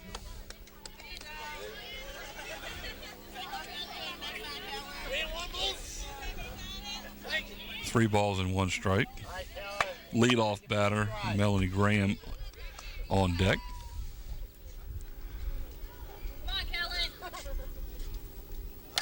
Ooh, swung at ball 4. Fouled it back, had a play that loads.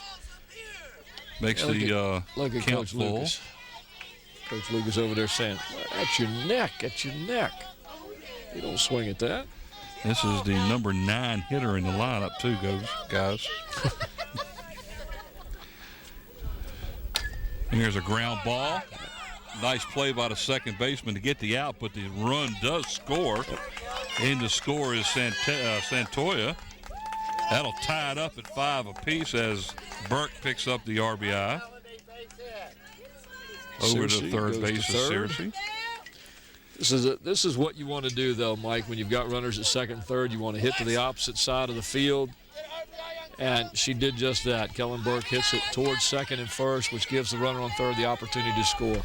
That's 2 innings in a row. Wow. Burke has hit the ball, too. Ooh. I didn't see it. I don't know if it's a base hit or an error. I did not see it. Oh, my Lord. That hit Mary Swan before she had any idea what was going. There was a base hit then? Yeah, well, I think that went off her wrist is what it is. You can see her over there. She's moving her wrist around now in her glove hand. That thing just smacked her dead. And the score is Searcy as the Crabbers now take the lead 6-5. I think Coach Brown's going to go over there and ask her if she's okay. That was a hard shot. See if we got a replay on that possibly. We can see it. She's holding her glove hand wrist. Oh, okay. Give her a base hit. Yeah, I'd give her a base hit on that. And an RBI. And the score on that play, folks, was Searcy as the Crabbers have plated 4 runs in this inning. They've almost taken the batted lead around as Quenisha Wooten is now the batter. As that one hit her. She squared around the bunt on that one. The pitch came inside, and she kind of pulled back and caught that one with her front side there. Runners at first and second now, 2 down. Here's a replay. Yeah, she pulled her. She just kind of whoop. This is going to bring up Sarah Roby as the Crabbers have now batted around here in the 5th inning. I'd be careful with this batter. She's been on base only once, but she can hit. There's another shot down the third baseline, but this time she is put out for the third out as being forced over there is Graham.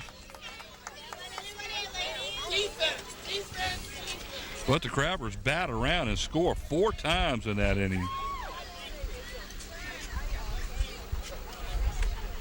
Ladies and gentlemen, you're watching WHCS Channel 46 Sports from Phoebus High School as we bring you this game. The Hampton Crabbers and the Phoebus Phantoms. Don't go anywhere. We'll be right back after this quick tape change.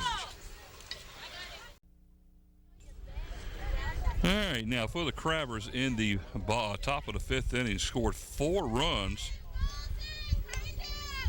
And I believe they only had 2 hits in that inning, guys. I've got 3. Three hits. All right, 4 runs on 3 hits.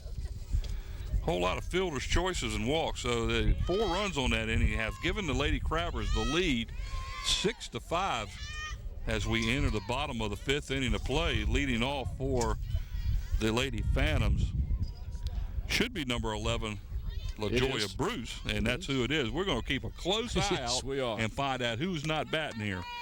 WHCS Channel 46 Sports, and like Mike said, the Crabbers have taken the lead here. Principal Myra Chambers, if you're watching, I'm sure you're happy right now, along with the AD Karen Holly. There's a fly ball to left field, and it's going deep over her head. She's going to get at least a double out of this. Going into second base safely. Stand-up double is LaJoya Bruce. I'm sorry. I apologize. That's okay. LaJoya Bruce. Melissa Pierce now should be the batter, number 8. Watch her get hold of this one, Mike. That's a shot, too. Pitch comes right down the middle of the plate, and she just kind of takes that one and lofts it out there. That's the kind of pitch you dream about getting. Pitch is a bit high. 1-0 is the count. As the batter is Melissa Pierce. She is the Phantoms center fielder. Well, here come the cheerleaders.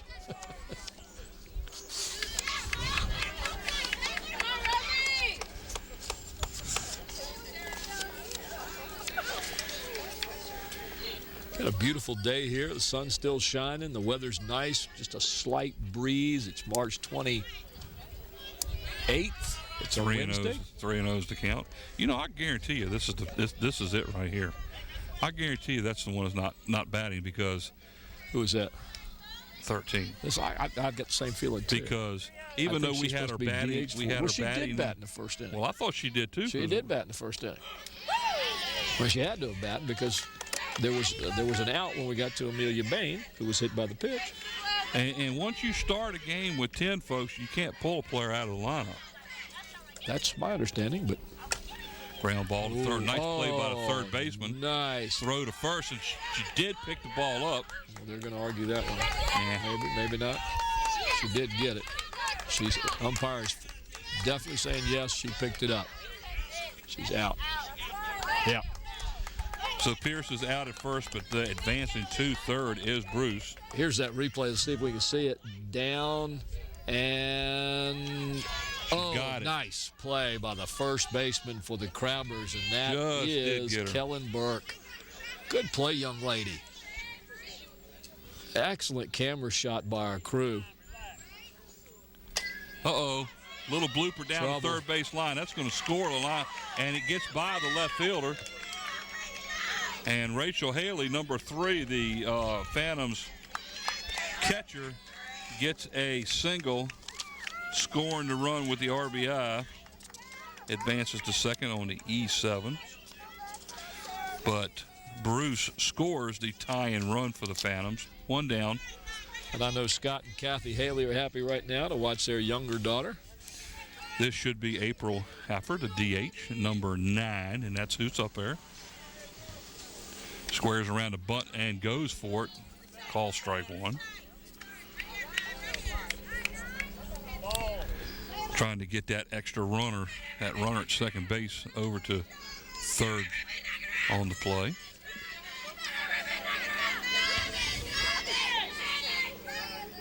Squares around, nice bunt. Good play by the young catcher, Graham. Mike, whoa. She jumped out of there quick. That was a beautiful bunt right down the line. It wasn't going to go foul. Watch this play by Graham as she hops out. And look at this. She is gone. Nice pivot turn, strong throw. Got her. I'm impressed. Good play. This brings up the... Can you see what number she's got? Number 1? That's... Now, see, here's the problem right now. This should be Nepatini Wallace batting, according to who we've got. Now, that's Stephanie Mote at the plate. Okay, we'll figure this out after the game. I don't know how. Either way, we'll just cross that one off because the leadoff batter now, Stephanie Mote, is at the plate. Very interesting. I don't understand. Unless there's something we don't know about the designated hitter and the extra hitter. Well, they're supposed to put them next to the player that they're hitting for, and that is where the problem lies, because I've got the official lineup sheet that was issued to us by the coaching staff at Phoebus, and they've actually got 10 players set up there lined up in a row. There's a pop-up Looks like that's going to be the short. Oh, nice play by the shortstop. Goes back over her head, picks that one up for the third out of the inning. Courtney Travis, what a catch, girl. That one will be on ESPN. Watch this, guys. Boom. Travis just turns right around and over her shoulder takes that one in. Robs a sure base hit. Woo! Scotty said they're watching Jeter for a while. Phoebus Phantoms come back in the bottom of the fifth inning to tie it up on a run with 2 hits, 1 error that allowed the runner to advance. But the score is now 6-6 after 5. Leading off the top of the 6th inning for the Lady Crabbers is Kelly Owens, the third baseman for the Crabbers. Singled in the first, knocked in a run for the RBI. Singled in the third. She was thrown out at the plate on a great play by the pitcher of the Phantoms. And she grounded out to the shortstop in the 5th inning for the first out. So she will be leading off again this inning as the Crabbers batted around and scored 4 runs last inning. So we're right back on this inning like we were to start the last inning, as Owens will lead it off. 2 for 3 on the day, an RBI. Once again, you're watching WHCS Channel 46 Sports. Mike Hauser along with Paul Rowe. How you doing, Paul? Good, Mike. Bringing you the first softball game of the year from Phoebus High School, March 28th. We know that the first baseball game is 2 weeks from this Friday, and that will be on the 13th, where the Hampton Crabbers will be coming to the Phoebus Phantoms. And I hope we have as good as weather as we've had today, and the crowd's pretty decent here for softball. A lot of folks here for a softball game. Fans filling up the stands here. Come and watch the girls play. So as we get ready to start the top of the 6th inning, leading off for the Crabbers, Kelly Owens, 2 for 3 again on the day. And this is that spot in the lineup, this area here, 5, 6, 7, 8, that started the rally last time, Mike. So we'll see how they fare this inning.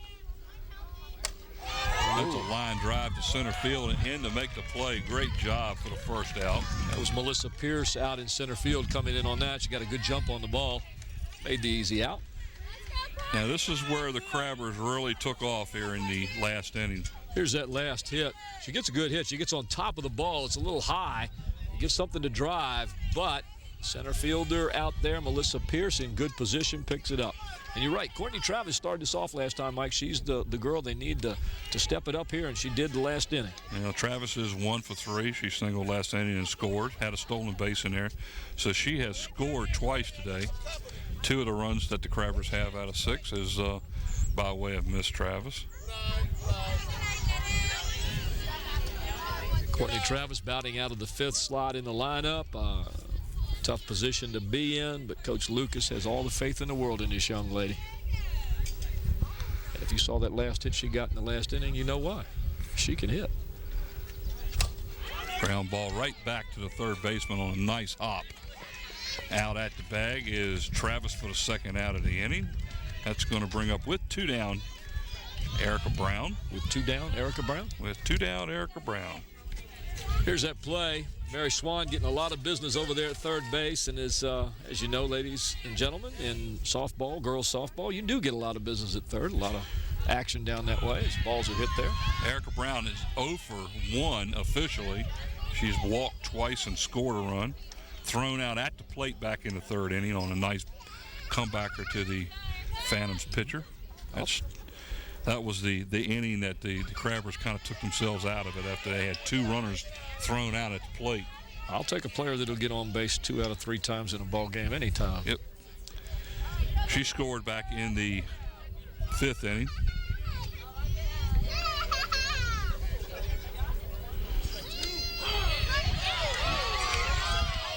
That was a little bit high, but the umpire decided to call that one a strike. I think everybody on this side of the field didn't agree, but yeah, you have to go with what the ump says. They're the ones that the umpire gets paid the big bucks. That's right. Pitches in the dirt. Gets away from the catcher, goes to the backstop. And the wind has picked up, and it's chilly. It's a little chilly. It's a little chilly. And I left my coat in the car. Would you So did get it I. for me? Sure. Sure. And you wore short sleeves. I brought mine, but Well, it was quite warm out here when we first got here. be better. Oh, swings at a ball. It's up in her eyes. That'll end the inning for the Crabbers. 3 up and 3 down. No hits, no runs, no errors, nobody left on. So here we are at Phoebus High School in Hampton, Virginia, WHCS Channel 46, as we bring you the Hampton High School Crabbers as they visit the Phoebus Phantoms. You'll watch Fargus make this last pitch. A little up there, and yet the batter, Erica Brown, decides that's one she wants. Well, looking at a couple of batters earlier, you saw Kelly Owens take that high pitch and drive it into center field, so maybe she was thinking the same thing. Crabbers have 6 runs on 7 hits. Phantoms have 6 runs on 9 hits. Leading off for the Phantoms here in the bottom of the 6th inning, number 13, their first baseman, Kristen Waters. And that's who's coming up. This is where we found the problem right there. So Kristen Waters is batting. Huh? Yep. Now, this doesn't make any sense, though, if we go, I don't know. No, because I don't think she batted over here. I'm going to have a hard time picking a player of the game here.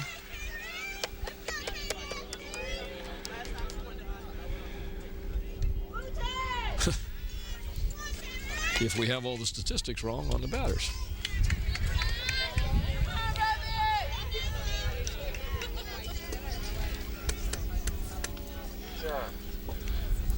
And that is definitely number 13, Mike, so you're right. Yep. That is Kristen Waters. There's a line shot. Oh, nice play by the shortstop. Good job. I think Courtney Travis just likes hearing her name called.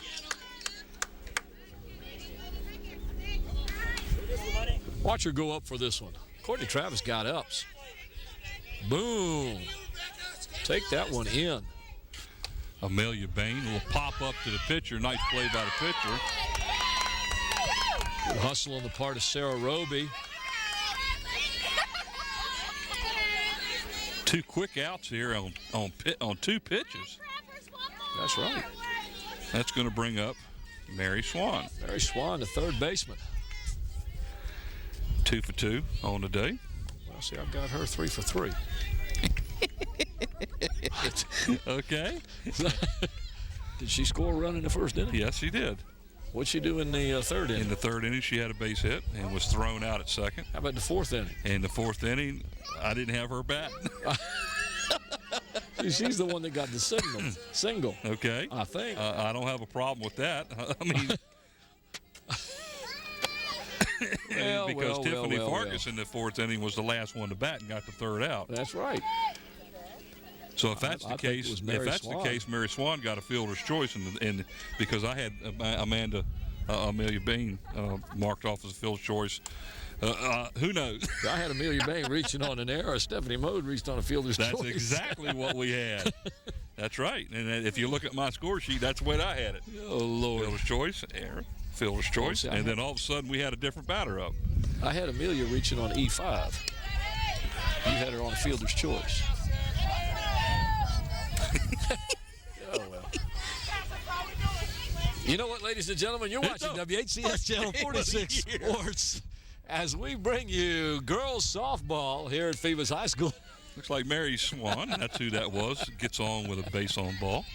2 down here in the bottom of the 6th inning. That's going to bring up Tiffany Fargus, the Phantoms pitcher, who's pitched a pretty good game. Pitched a real good game. For someone that never pitched until this year, excellent. But so is this other young lady out on the mound there, Miss Roby. Tell you something else, I'm impressed with this freshman catcher that the Crabbers have out here. Isn't she good? She does an exceptional job back here. She does real good. Like She's I said, had a her couple of dad, plays Doug at the Graham, plate. is the assistant coach. But she's doing a fabulous job out there. 2 freshman catchers today, as Rachel Haley is the catcher for Phoebus, and her sister Jessica is a senior at Phoebus High School. I had the honor of teaching Jessica, and I've known Rachel, like I said, for quite a while. So 2 good freshman catchers. But this young lady here, Mike, she's quick. Quick. She showed that on a couple of the plays, too. And makes good nice blocks.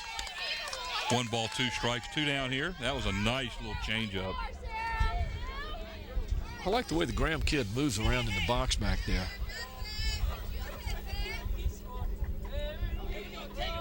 One ball, 2 strike pitch. Pop up to the first baseman. Well, And I think there was a little bit of miscommunication there, Mike. first baseman should have got that ball. First baseman should have got that ball. You're going to give that one a drop-in hit? Yeah, you don't have a choice, really. Watch this replay. That should have been the first baseman's She never even made a move for the play. ball. So at third base, standing over third base now is Mary Swan, and at first is Tiffany Fargus. Have to give her a hit on the play. Sure do. That's going to bring up LaJoya Bruce, number 11, and that's who it is. And LaJoya caught fire in the last 2 at-bats, Mike. Now, I've got her. Now, who knows? I've got her for a single and a double. That's correct. Okay. That's what I've got. And she advanced to second on the first single by way of an error in the outfield by she got by her. So she advanced all the way to second base on that single. 0-2 now to count. You can hear the crowd around us as this game is getting into the later innings here. And they're getting behind their teams as we're tied up 6-6 in the 6th inning. From Phoebus High School as the Hampton Crabbers take on the Phoebus Phantoms.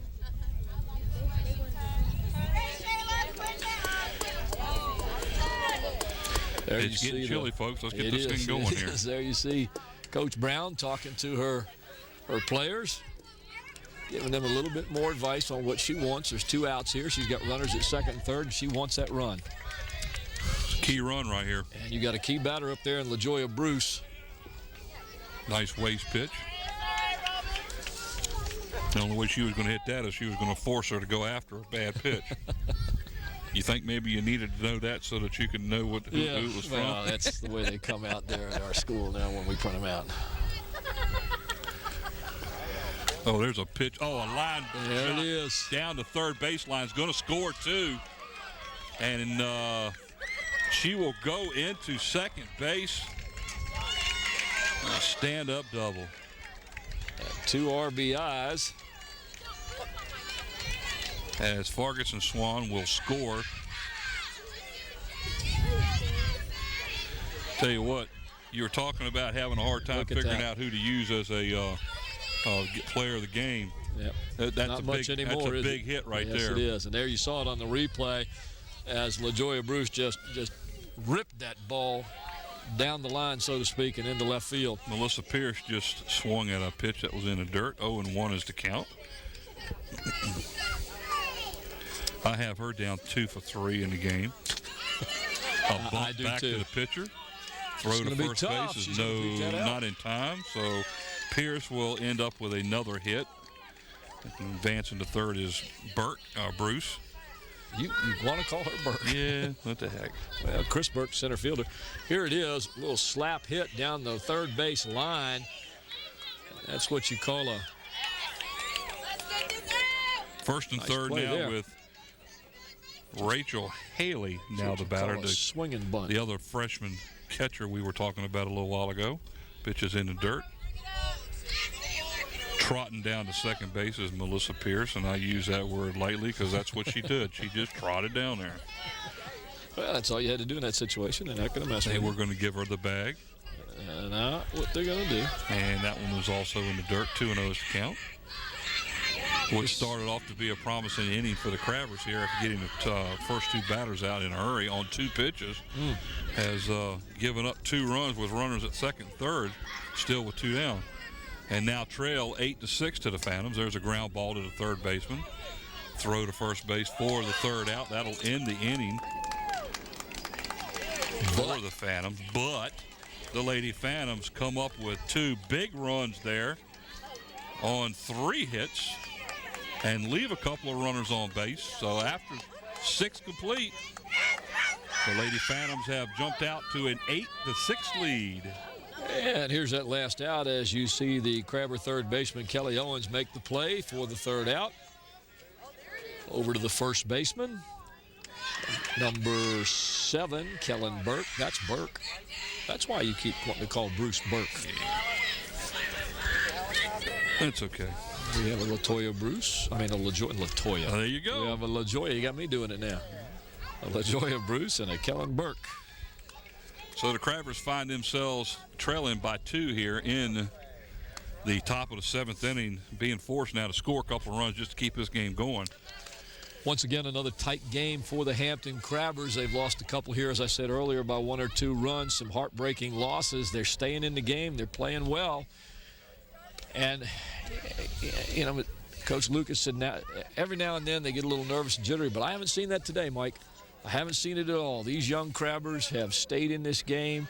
They've played. They've hit well. They've kept their heads in the game. And they made it a ball game. And it's just really tough that they're down by 2 at this point. So Rebecca Santoya will be leading off the Crabbers for the Crabbers here in the 7th inning. 0 for 3 officially. She does have an RBI as she knocked in Courtney Travis back in the 3rd inning.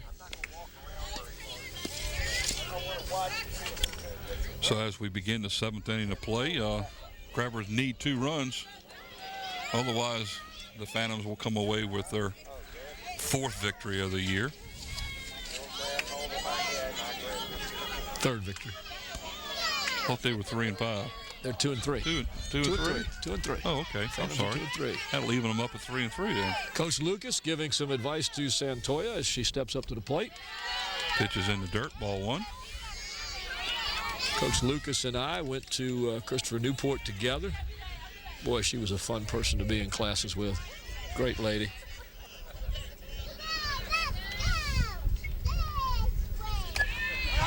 Ground ball down 3rd baseline, foul. That'll leave them to count 1 apiece. 1 and 1. 1 apiece. 1 apiece. 1 apiece. One of these and one of those.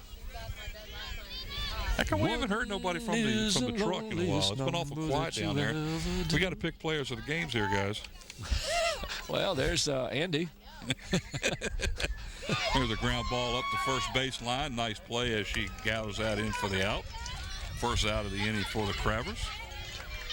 Actually, it was the it was the first out, wasn't it? Well, I'm thinking, there's one right there. Why not this one? Yeah, we know that it's the first game of the year. We got to pick player of the games here, and I think it's pretty easy over here. Over where? I don't know how you can tell who did what over there. Yeah. Oh, gracious. Boom, boom, boom, What do you boom, think? boom, boom. I don't have a problem with that at all. All right, we'll go with Makes that it then. real easy. We'll go with that then. Now we got the hard one. Yeah, let's see here. Although this is a good one over here too, but this one's got to go. Just if nothing else for that. The other side. Who are you talking about? Pitch is low. 2-0's the count. Which one are you talking about? I was talking over here, but let's get back to here. Boom, ba la la la, boom, ba la la la. Really? Looking back. There's a ground ball right back to the pitcher for the 2nd out. Nice play. 2 outs now in the inning for the Crabbers, so they're down to their last out of the game. So I guess we need a name, don't we? Yep. You got any thoughts? I got. I'll tell you what, I'll pick the Phoebus one. Thanks. Because that's already a done deal. Here's the last play as we get the replay from Mike Nowinski in the truck. You agree with this one? You agree with this one? Oh, yeah, I have no problem Oh, with there's a that at shot all. down the right field line. She's going to fall for a base hit. She's going to try for 2. Nope, she hits the brakes and comes back. And that is Kellen Burke as she picks up her first hit of the game. That's going to bring up the top of the lineup Melanie Graham, Crabbers freshman.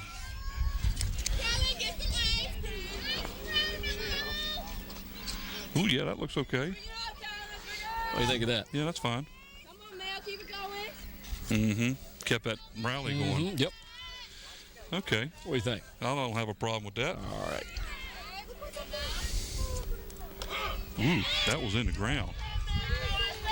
Kind of hard to get that one.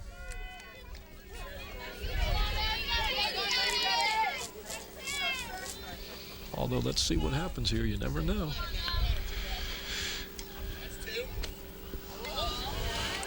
The freshman catcher, Melanie Graham, up at the plate.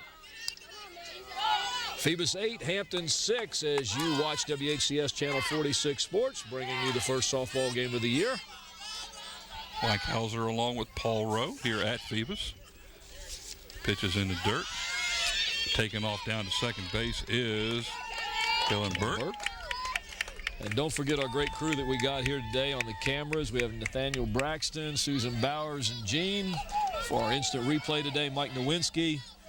In our CCU room, the wonderful Renee Camden. And our graphics man, Andy Foley. On audio and engineer, Don Scharouse. And the boss himself, the big man, the director, the producer, Scotty Bowers.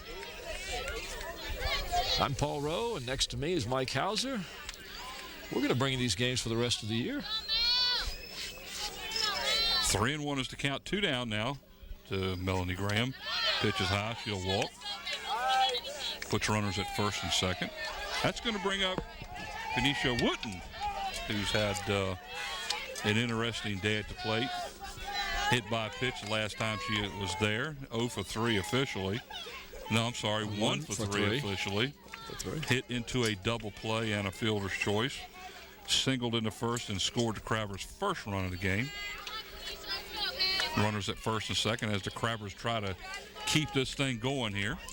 Well, Mike, I can tell you this. Coach Lucas has the right leadoff batter in Melanie Graham. Even though she's a freshman, she's reached base 4 of the 5 times she's been up today. 3 walks and a single. Ooh, I thought they got her. Now, that was brave. Yeah. Well, what she's doing is she's setting her. The Crabbers are setting themselves up to score a couple of runs. Judy Lucas taking a page from Danny Mitchell's baseball team and running here. Wow, that was close. Really close.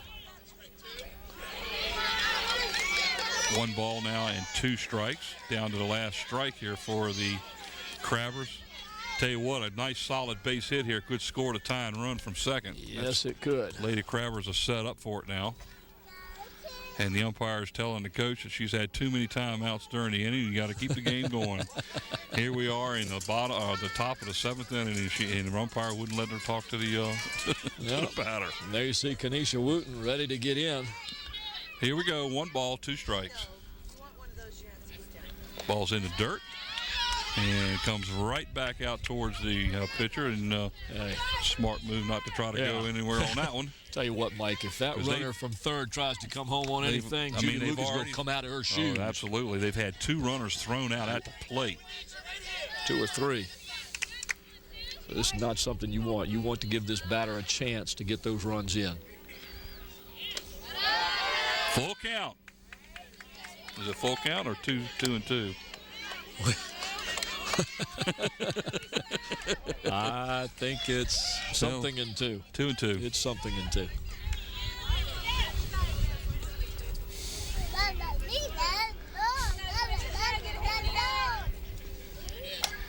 Foul ball here off to the first baseline. She hangs in there. Yeah, this is a tough spot to be in right now, but she's the number 2 batter in the lineup. Yes, she is. I think she'd be one of the batters that could actually get the stick on the ball here. 2 and 2 is the call. Yep, that's it. Pitch is high. You hear somebody in the background say, strike 3. That was even hollered out before the pitcher even went in there. Full count now. And this is what you call pressure. Full count, 2 out. Nah, no pressure. No pressure. You do what you got to do. Pitch is in the dirt for a walk. That'll load it up now, and that's going to bring up Sarah Roby. Bring in the children and put your seatbelts on. Get away from the dinner table. This one's not over. 6-6. The base is loaded. 8-6. 8-6, excuse me. Base is loaded. Sarah Roby in the first inning had a base on ball, ended up at third base being stranded. Got thrown out in the 3rd inning by the third baseman. Popped out to the pitcher in the 4th. Sarah So Roby, here we the are in the pitcher 7th. for the Crabbers, facing her counterpart with the game on the line. Ball 1. Say whoever's operating that scoreboard needs to fix it. Need to fix it. It needs to fix it. 1-0 is the count. There he goes finally. Fargus and Roby, a classic confrontation of two pitchers, one at the plate and one on the mound. I use that term mound loosely. Fargus seems like she's starting to tire a bit. A lot of the balls she's thrown now are way over the batter's heads. 2-0 is the count. She takes a step back here and has a couple of practice throws in the glove and steps her foot on the rubber, and here we go. Ooh. She gets behind that rubber and just takes her time and concentrates on what she wants to do. She does a pretty good job. Sarah Roby was concentrating on that pitch, too. She had a great swing there, Mike. If she'd have connected on that one, we'd have had some action. 2-1 now. You see a good shot of Fargus getting ready to take the mound there. Pitched a great game so far. There's a pitch. Oh, that's a shot to left center field. That one might clear the bases. 2 runs are in. Lucas is waving her in. Now she holds her. And that was a smart move. Stand-up double by Sarah Roby scores 2 runners and ties the game as Wooten goes all the way from first to third. Scoring on the play, Kellen Burke and Melanie Graham. Well, there's the big hit that they needed, Mike, and they got it from their pitcher, Sarah Roby. She unloads on this one. Over the outfielders' heads in the gap, chasing the runners all the way around. Look at now this. Kelly Owens is at the plate. There's a fly ball to left field. And the catch. Man alive, as the Crabbers come back and score with 2 outs, 2 runs on 2 hits. 2 runs on 2 hits. That's it. 2 runs, 2 hits, no errors, and they left 2 on the bags. My goodness. After 6.5 as we head into the bottom of the 7th inning, we're all knotted up at 8 apiece, and what a great job the Lady Crabbers did keeping this game going. Oh, yeah, I like this kind of game back and forth for a while and then just kind of settled down. And then, both teams made some rallies in the innings to take the lead. And here you think 8-6 going into the top of the 7th, you're sitting pretty, and boom. Game can change on a dime, or in this case on a hit by young Sarah Roby, the pitcher for the Hampton Crabbers. So she did her part to keep it going. She did that, but as we all know, there are 2 halves to the 7th inning. That's right. There's 2 halves to every inning, isn't there? As the leadoff batter for, well, who knows? The Phantoms, it should be April Heffer. Should be number 9, the designated hitter, April Heffer. Let's see what happens. We'll find out who comes out of the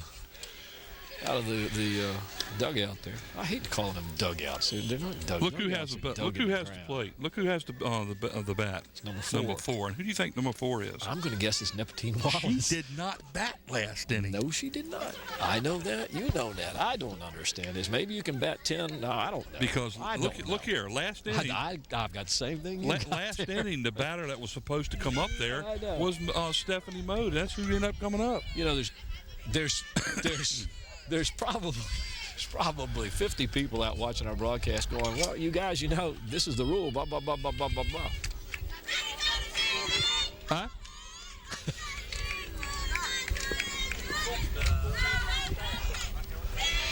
Well, folks, the person that is at the bat, at the plate is Nepentine Wallace, and number 4, and that's who we thought should have been in that spot all along. But you know what? Have you seen a left-handed batter up here yet today? Now, that makes me think. I'm not sure I've seen, and as I mentioned to Mike Walsh, the assistant coach who coaches first base, I was kind of motioning to him as he went by here, and it sounded like he said she's going in. Well, she could be batting right now for April here. Hafner. Hafner. So, that's what she's got to be doing. So we're going to put Wallace in there as a pinch hitter. Right, back to Roby. And there's the first out. 1-3 for the first out. That should bring up the leadoff batter, Stephanie Mode, number 1, and that's who's coming up. That's who's coming to the plate. So we got 1 down now here in the bottom of the 8th. We had our players of the games picked out, but we're going to hold off have on to that wait one a few for a minutes minute. here. You never know. Game like this. The wind starts picking up, and it seems to be blowing from Yes, it's left chilly. to right. It's chilly. Kimosabe, I'm the one that has long sleeves on. Nice change-up pitch back to the pitcher again. Looks like she's going to be able to pick up both of the outs. Good job by the Crabber pitcher as she gets the second out of the inning. That's going to bring up Kristen Waters, number 13. 2 down here. And I know. Here's the replay on this one, right back to the left side of the pitcher, Roby, who picks it up to make the play. Roby's been doing a good job out there. Our crew in the truck's going to love this, Mike. We could go into extra innings. It's almost as bad as overtime. Yes. Well, you know how much they love overtime. And Andy Foley loves extra innings in baseball. He's such a big baseball fan. He'd stay out here all day. Oh, that's a shot right up the middle. That went right off Sarah Roby's leg. It looked like her hip. So Waters picks up her first hit of the game. That's going to bring up Amelia Bain. She has a couple of hits in the game. John and Ann Bain's daughter, known them for many. I could keep going years. John's a nice guy. Ann is so much nicer. Not that I don't like you, John. But you've got a wonderful wife and a great son who went to UVA. Was in the Cavalier Choir. I can't remember the name of it. John will tell me. 2-0 is the count. Oh, right down the middle. Right down the middle. 2-1. 2 down here in the bottom of the 7th inning, all knotted up at 8 apiece. Those 8s do look like knots too, don't they? If you turn them sideways, they look like knots. Look like knots you'd get in an Italian restaurant. Change up, fly ball to center field. No problem. Shouldn't be, as the center fielder for the Crabbers will catch the ball for the 3rd out. So the Phantoms go down, leaving Kristen Waters sitting at first base, and we go into extra innings here. The Phantoms no runs. They had 1 hit and left 1 there. There is that last fly ball to center field. Just a lazy fly ball to center where Erica Brown, I think, is the center fielder out there still, makes that catch. And Andy Foley is in the truck now saying, "Put me in, coach. I'm ready to play today." He wants to help out either team. He could be the DH for both teams. So we enter inning number 8, folks. Look at the scoreboard. 8s across the board. Across. That's rare. Aces and 8s. Aces and 8s. For the Crabbers in the top of the 8th inning, they will start off the inning with Courtney Travis, as she will lead off to the top of the 8th inning for the Lady Crabbers. There he is. I couldn't see through the sun there. Where is he? Was that Mike? Where is he? Can you get that shot again? I couldn't see from under here. There he is. Coach He's sitting Mike over Smith on the Phoebus side? of the, yeah, he is, of the Hampton Crabbers football And team. guess who he's talking to? I can't see from here. He's talking to John Bain. He's talking to John Bain. Coach Smith, as everyone, well, maybe not everyone knows, the head coach at the Hampton High School Crabber football team. Had a very successful season, which he normally does every year. Ow. Pitch is in there for a strike. This is Courtney Travis leading off the 8th inning for the Crabbers. Swings at a ball that would have been a good strike pitch. I've only seen bowling one strike hitter pitch. ever hit a pitch like that, and his name was Vladimir Guerrero. His name still is Vladimir Guerrero, who plays for the Los And he Angeles knocked it out of the Angels. park. And he put it out of the park. The ball actually bounced in the dirt. 0-2 now is the count. Oh, that's a shot down the third baseline all the way to the fence. That's going to be a stand-up double. So Travis starts off the inning with a tremendous shot down the third baseline.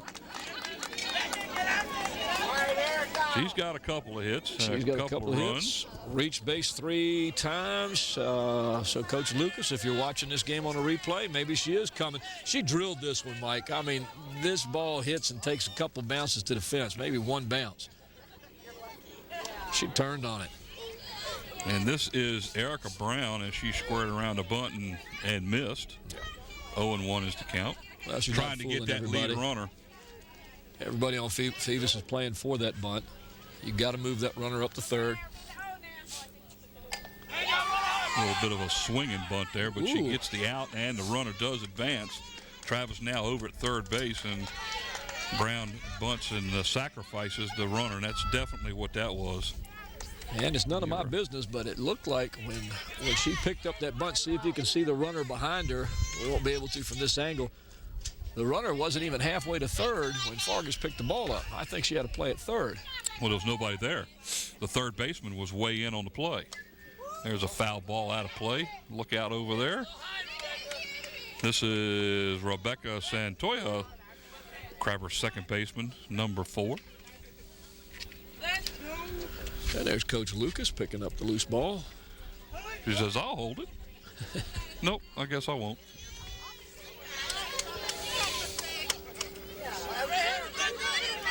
Once again, ladies and gentlemen, you're watching WHCS Channel 46 Sports. We're at Phoebus High School as the Crabbers take on the Phantoms in girls varsity softball.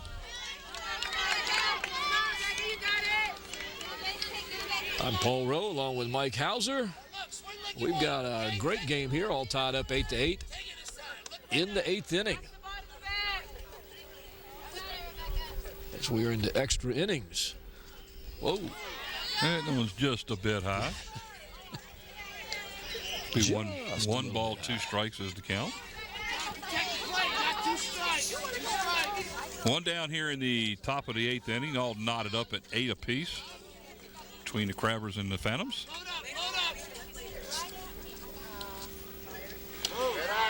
Pitch is also high. That'll even it up 2-2.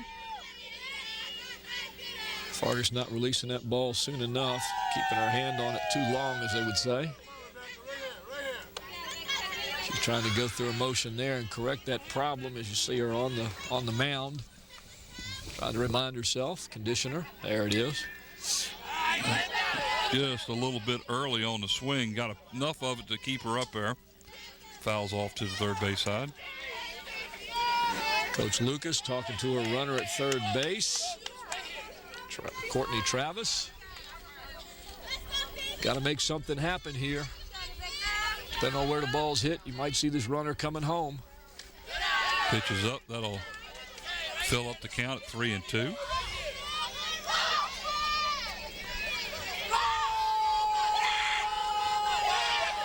Santoya's put the ball in play 3 times in today's game, so look for her to do something.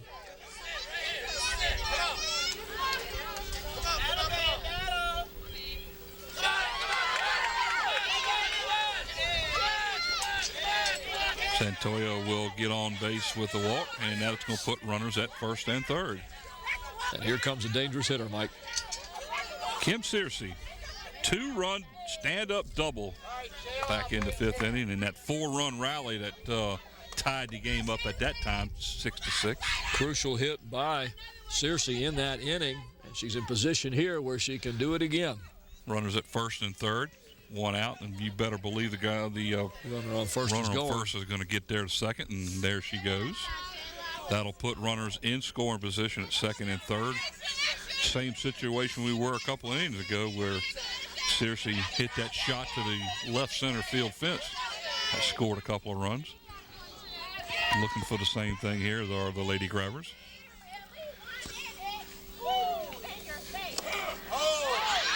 Here comes the runner. Here comes the runner scoring on a pitch that was called a strike. And I don't know why, but especially since it bounced up there.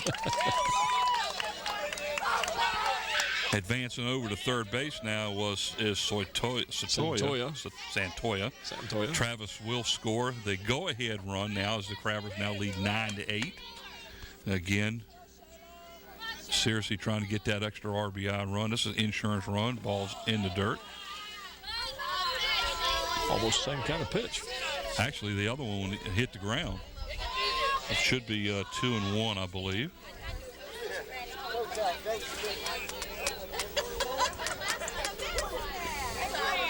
Fargus, the pitcher for Phoebus, trying to get out of this inning. And, of course, Searcy, the batter for Hampton, trying to add a few more runs here. Pitch is a little bit inside. It is 3-1. 3-1 is the count. Key pitch right here for the Phantoms. You can hear the Crabbers in the dugout as they're getting behind Searcy. Crabbers looking for their first win of the year. Swing and a miss. That's going to make the full count at 3 balls and 2 strikes. Still 1 down here. Kind of an interesting pitch up there. Yeah, that was ball 4. Yeah, and you see a lot of these girls who take those pitches up in that area and try and drive it to the outfield. Usually they pop it right up in the air. Full count pitch here. And got her swinging. That's for the second out of the inning. Great pitch for Fargus in that situation to get that second out, a key strikeout here. You're already down by 1 run. You don't want any more to come in, and you don't want any more base runners. Kellen Burke scored last inning. She is the batter, and she also had a base hit last inning. Runners still standing down at third base, and that is Rebecca Santoya. 1-0 is the count. There's a ground ball back to the pitcher. Makes a nice little play. And she's safe. Runs it out. That ball must have been charged with electricity. Fargus just had a tough time picking it up. She was able to knock it down. That thing just kept spinning around. She kept grabbing at it. Watch this. Right back to her. Knocks it down, but then just can't get a handle on it. That's a play you can almost give her a base hit for. Man. Give her an RBI as coming in to score with Santoya as the Crabbers now lead. I know what you're thinking. The Crabbers out in front now 10-8 as this is the leadoff batter, Melanie Graham, going down to second base. Is Burke.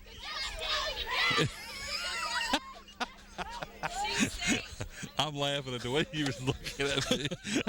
Okay, you want to give her an E. Okay, I know what you're saying. I hate to do that. I think Fargus is doing just a fabulous job out there. I really do. You don't take the RBI away from the girl. You ought to be ashamed of yourself. It's just one of those one of those plays.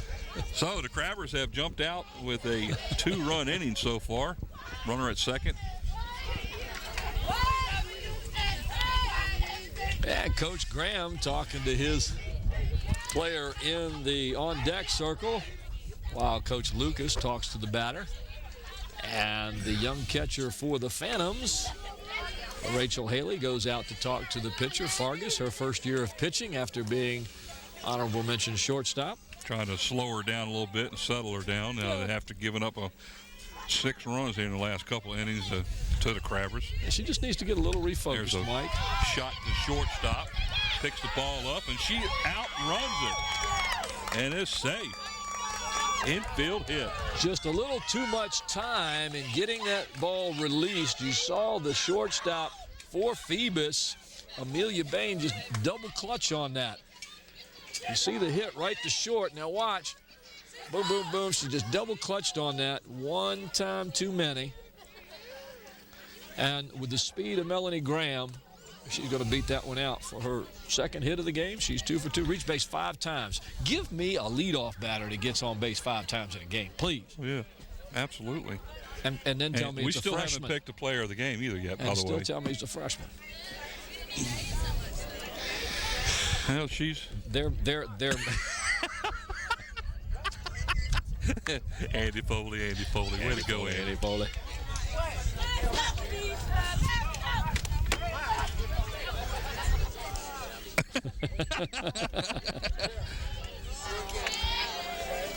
No, we don't pay him either. His mother does. We already got that arranged. Yeah, Don in the truck's telling us every time we say his name, we're supposed to pay him $25. No, it's his grandmother that's doing that. Oh, is his grandmother?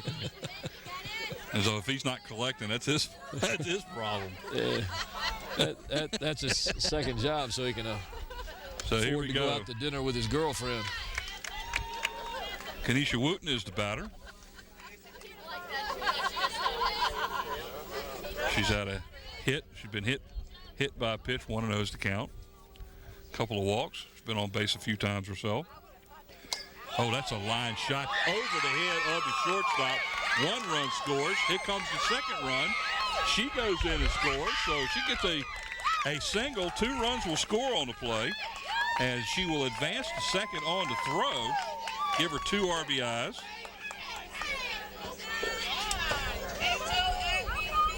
Melanie Graham goes in to score along with Kellen Burke. So this is another 4-run inning for the Crabbers. As now they're out in front 12-8. She goes down and just lofts that one like a golf shot into left field, and good speed on the base pass. And Sarah both of Roby these just run hits in. a shot to left field.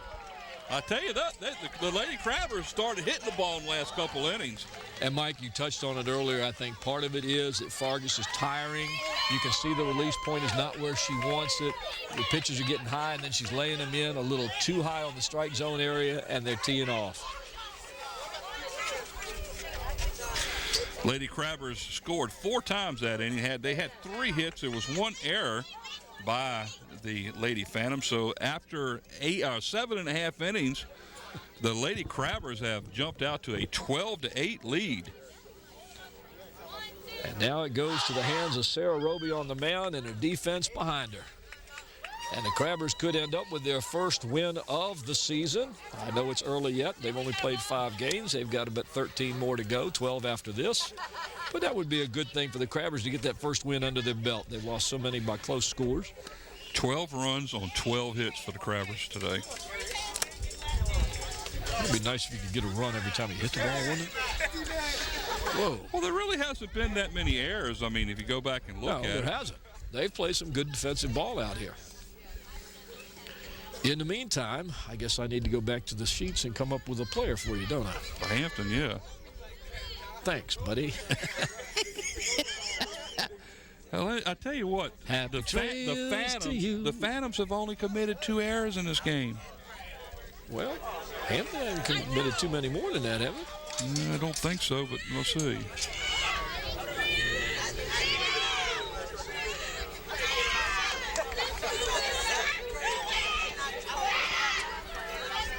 Yeah, they have. Oh, well, don't tell me. 5. I don't want to hear it. 5 of them. I don't want to hear it. So here we go to start the bottom of the 8th inning for the Lady Phantoms. Mary Swain is the batter. 2 for 3. Lines out to the shortstop for the first out. Woo, they're putting pressure on me here.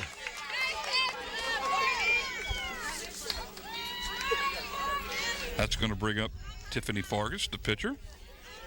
Here's a replay. There you see that replay. Watch Just that a shot. quick boom, Bam. right Boom. there. I tell you, Courtney Travis is a good one to have a shortstop. She's done well today. I'll tell you, somebody that has impressed me in this game so far is Sarah Roby with her pitching. She has. She's kept the ball away from the strike zone. They're chasing pitches. They've had a few hits, but she's making them hit her pitch. 1-1 is the count. 1 down here in the bottom of the 8th inning, 12-8. The Lady Crabbers scored 4 runs there in the top of the 8th inning to jump out in front. There's a ground ball to short to the third baseman. Pitch was high, but she gets it anyhow.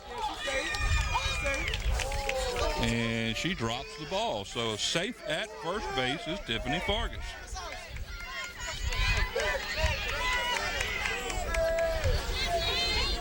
Just a routine ground ball down to third base. The throw, though, is a little high. But she still had her. She All still she had had to do was it, touch but- it. And but- as soon as she came down, the glove hit the runner. And dropped here out. is the ball hit It's to gonna the be pitcher. tough. Safe. So now the Phantoms have got something going here with 1 down. That goes as an infield hit. That was LaJoya Bruce, am I correct? That is correct. Melissa Pierce now will be batting. Runners at first and second. One down, trailing by 4 runs. So now the Lady Phantoms are mounting a pressure-filled bottom of the 8th inning. Comeback attempt here.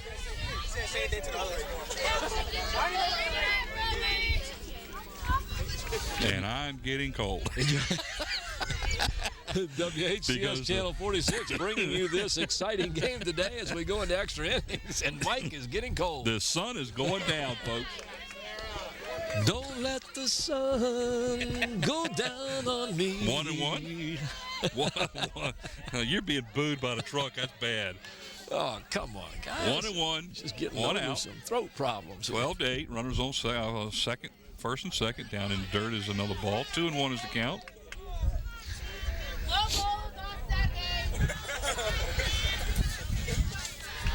You know, I still probably gonna have to like that because of what that did. Although I'm liking what's happening here.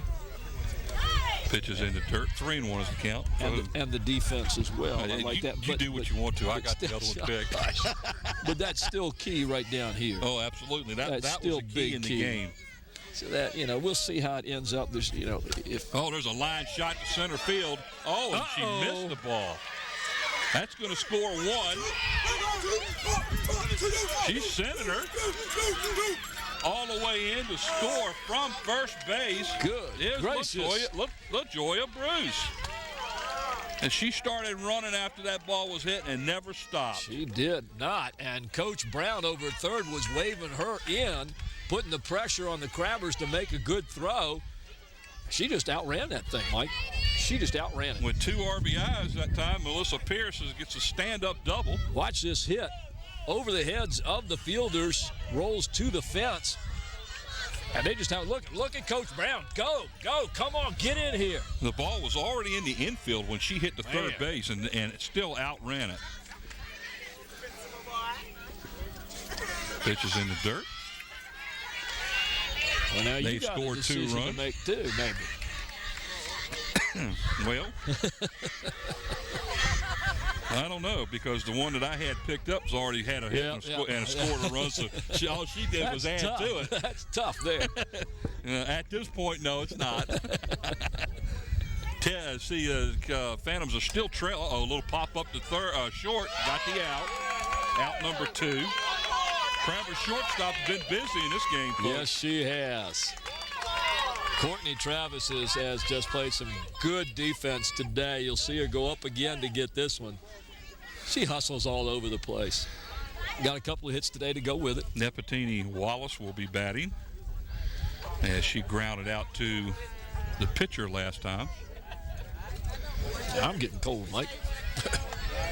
Well, looks like they're going to change something because she was coming out and she's going back in.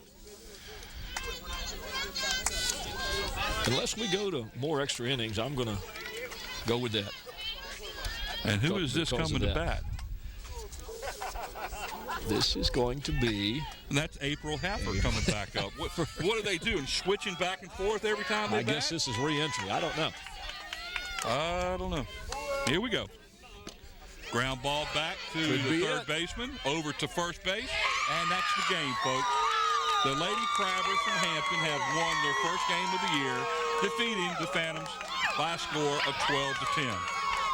And there you go, Judy Lucas. You got your first win.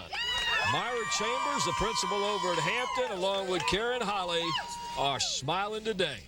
Our players of the game for the Phoebus Phantoms was the left fielder, LaJoya Bruce, who had an outstanding game after striking out in the first inning. She singled, she doubled, she singled. She had 2 doubles, she had 2 singles, scored 2 runs. And for the Hampton Crabbers, it's going to be Kim Searcy, who drove in the tying runs in the 5th with a double. She was 2 for 5 on the day.